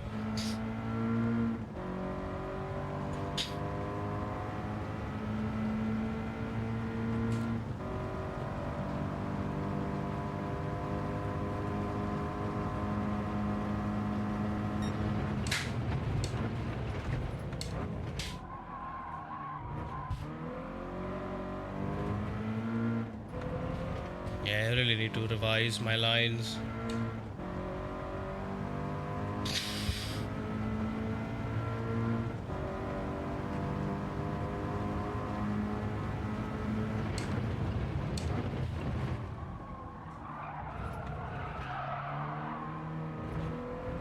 Sliding into the corner, but we saved it. That was fine. It's the rear, pushing the rear tires was fine. The rears allow for that level of pushing, so it's quite forgiving.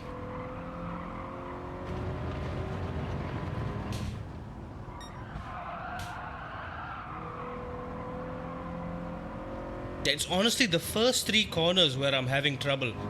The rest of the track, the first half of the track I'm fine. The second half of the track, oh sorry, the first half of the track is where I'm having trouble. The second half of the track I'm mostly fine.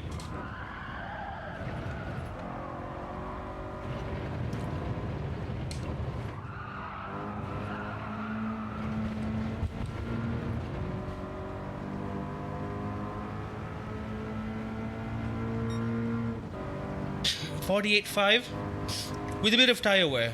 Not too bad.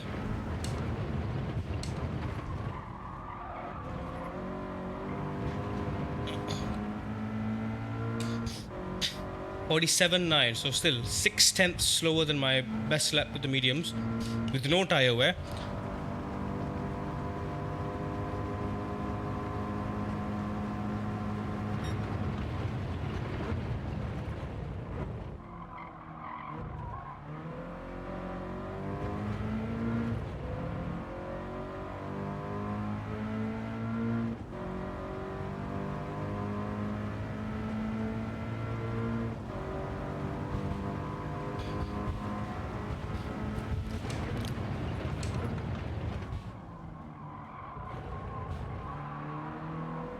I mean, while we're here, might as well just do a full stint on the mediums and see how long they last anyway.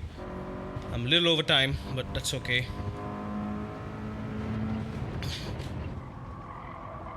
Time spent gathering data is not time wasted. A little slow through there, hesitating. I'm braking too much through the corners. That high-speed corner in particular. That fast left. About 50 to 60% brake at most, no more.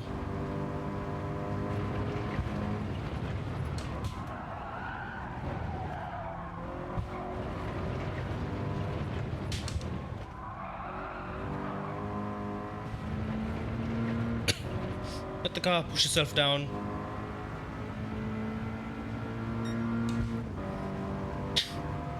Still a 48.5, consistent though.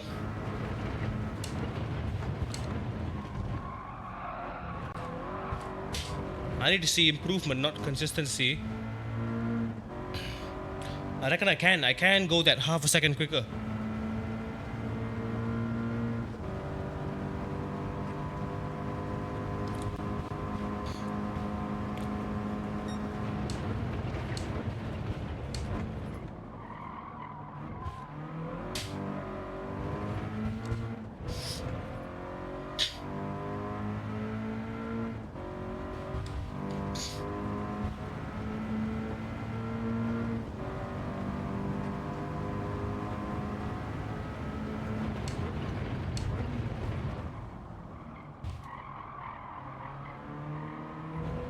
Completely missed the apex there, not great.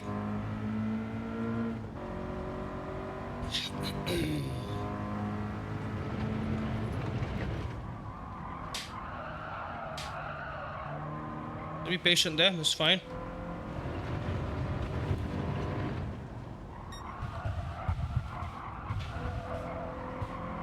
Push wide.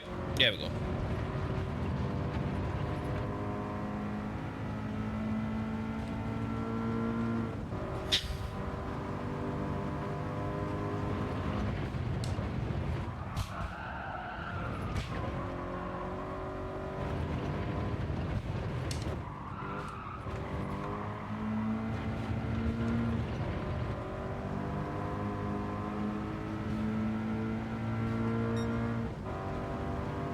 Okay, pretty much the exact same lap time for 3 laps now.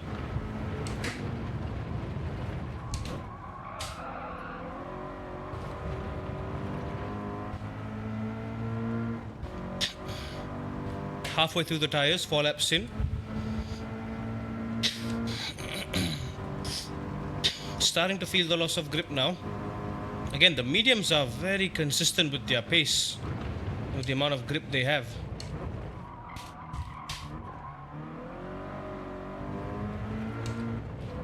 The softs just kind of evenly fall off. The mediums, yeah. But if this is the case, that means the first 2 laps I can definitely push a lot more. Can extract a lot better lap time from them. If I'm doing consistent throughout, it means I'm pushing as the laps go on.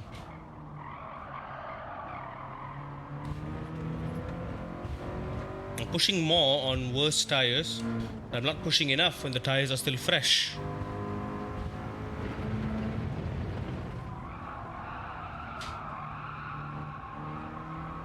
Gotta be mindful of the exit there, the entry there.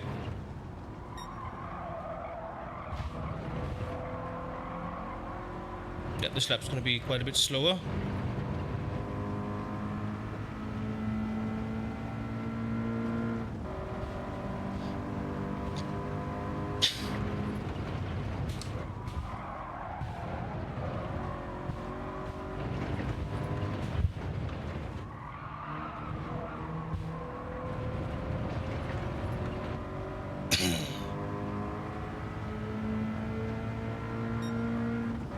Yep, half a second slower.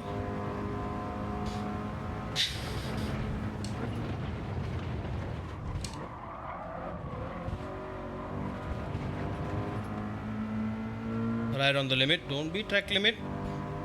Kept it smooth.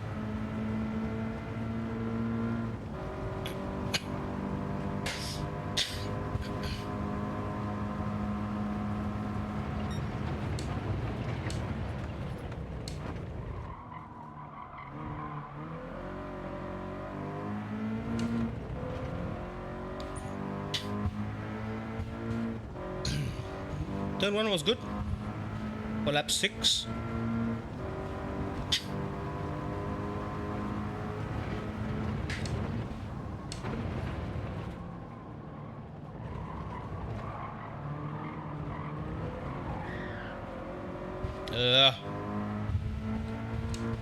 Risky that corner. You want to punch it on the exit.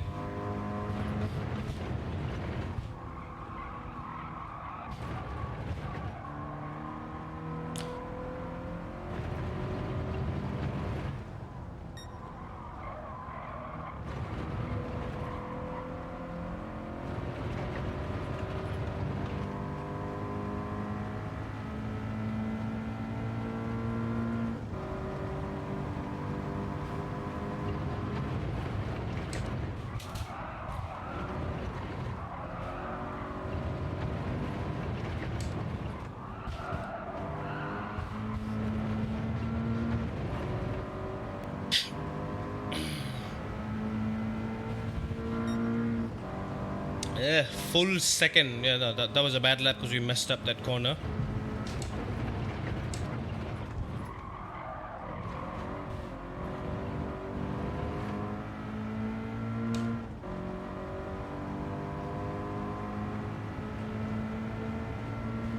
It's like I don't really concretely know whether or not I'm on or within the track limit for turn one. I'm just praying every time I go through turn one so I don't get a track limit penalty. You know how nerve-wracking that is?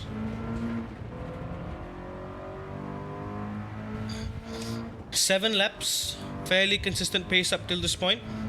Mid 48s, we could push it to low 48s ideally. I think this is what we're going to be work on for race pace as far as it's concerned. Yeah, we need to work on that exit. That's good. Third one was fine. Got 20% tires left. I reckon it could last us maybe a couple more laps.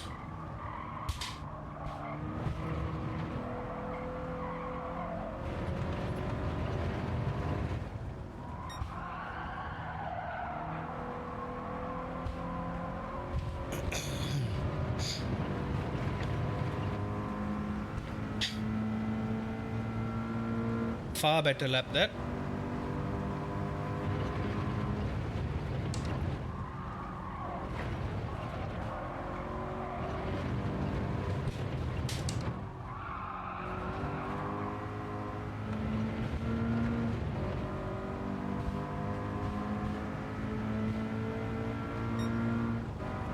Okay, we're back. Low 49.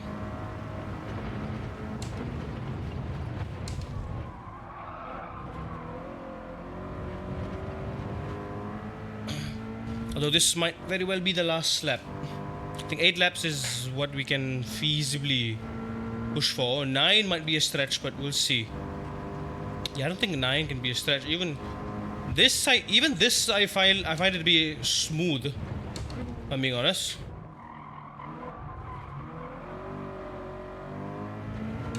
I find this to be smooth. If I want to push even more, I don't think the tires can last more than 8 laps.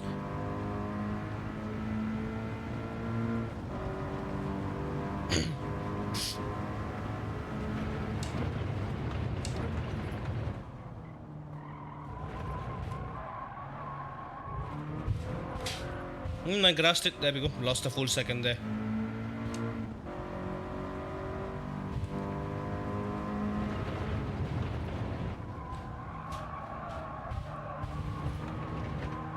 Just got to be more patient here. Patient to get on the throttle.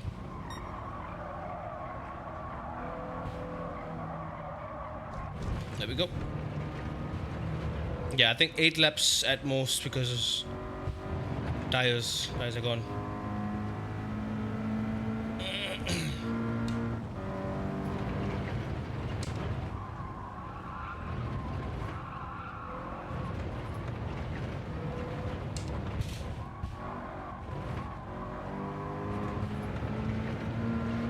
Of course, it's a track limit. But for science, I want to go one more lap. Because 8 laps, I reckon we could have done a 49 high.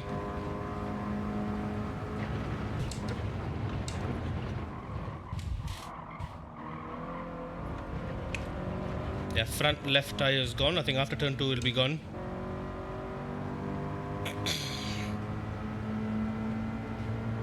I'm gonna still say 8 laps. 8 laps is ideal. 9 laps is what we can do if we stretch it.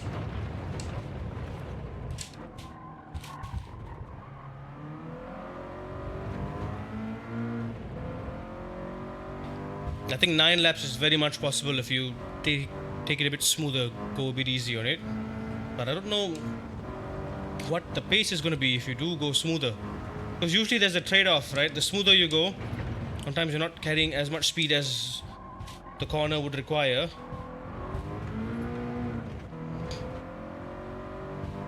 But somehow these drivers make it work. They drive so fast and so smoothly. Like Nakib and Taj, they extend their stint so good.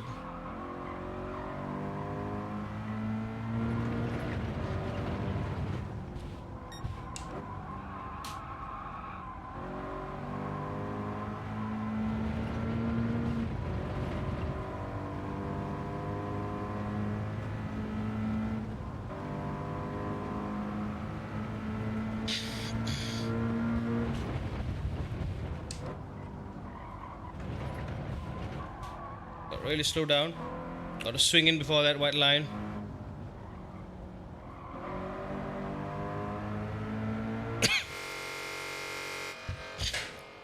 So 9 laps, 8 laps ideally.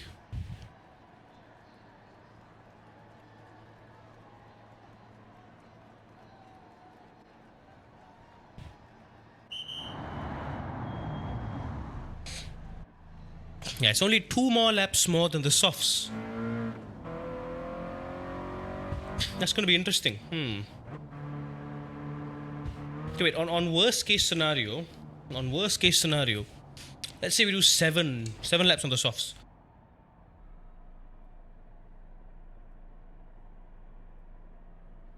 7 laps on the softs, that's going to come down to 7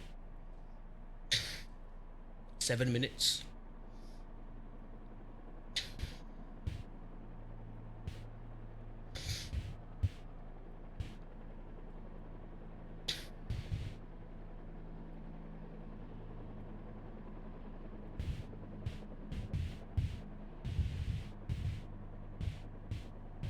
$11, 12 and a half minutes. I would say 12 and a half minutes for 7 laps.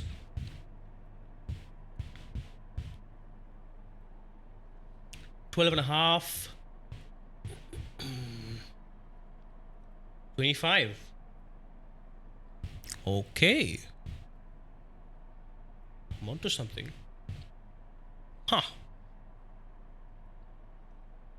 Well, this is an interesting discovery. I reckon, I'ma say it right now, I think we don't even need to use hard tires. Just doing some quick maths in my head, regardless, straight up, just regardless of what the tire wear is, we're looking at single pit, we're looking at soft medium. Best case scenario, middle case scenario, worst case scenario, it fits. Whether it's 15 laps, whether it's 15 minutes or 25 minutes, softs and then mediums or medium softs, I think that's it. That's it. We've brought it down to that.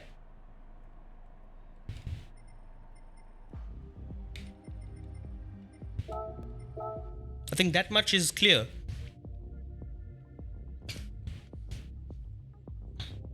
And the best part is, we won't be needing, even on the worst case scenario, we won't be pushing the soft tires too much.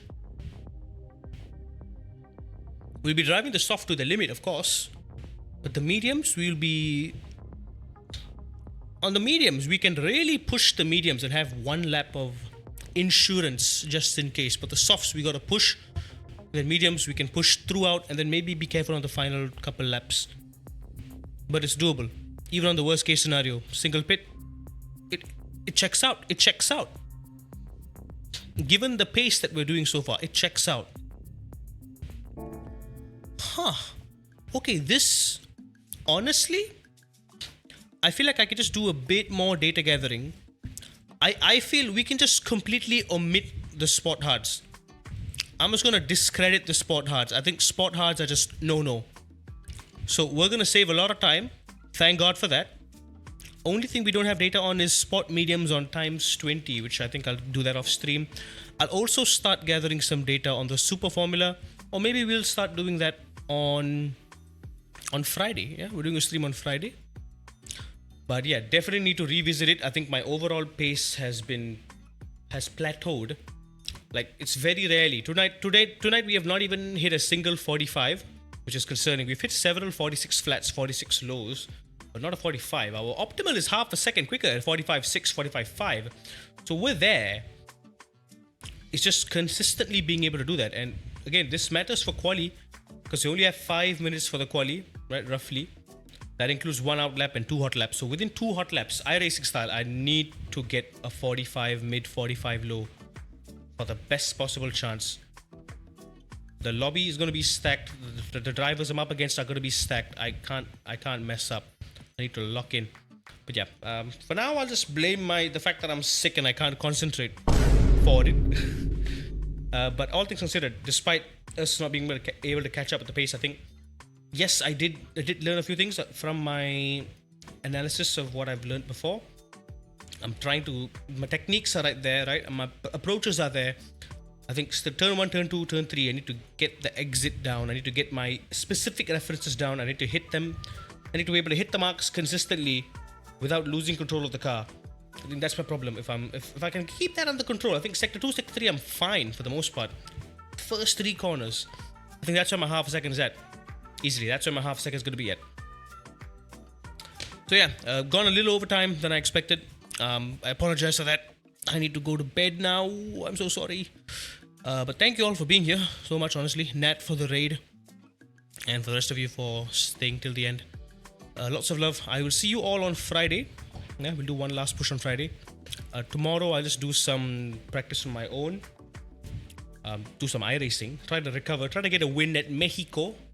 After the mess that I had on my first ever race there. I got spun out in turn 1.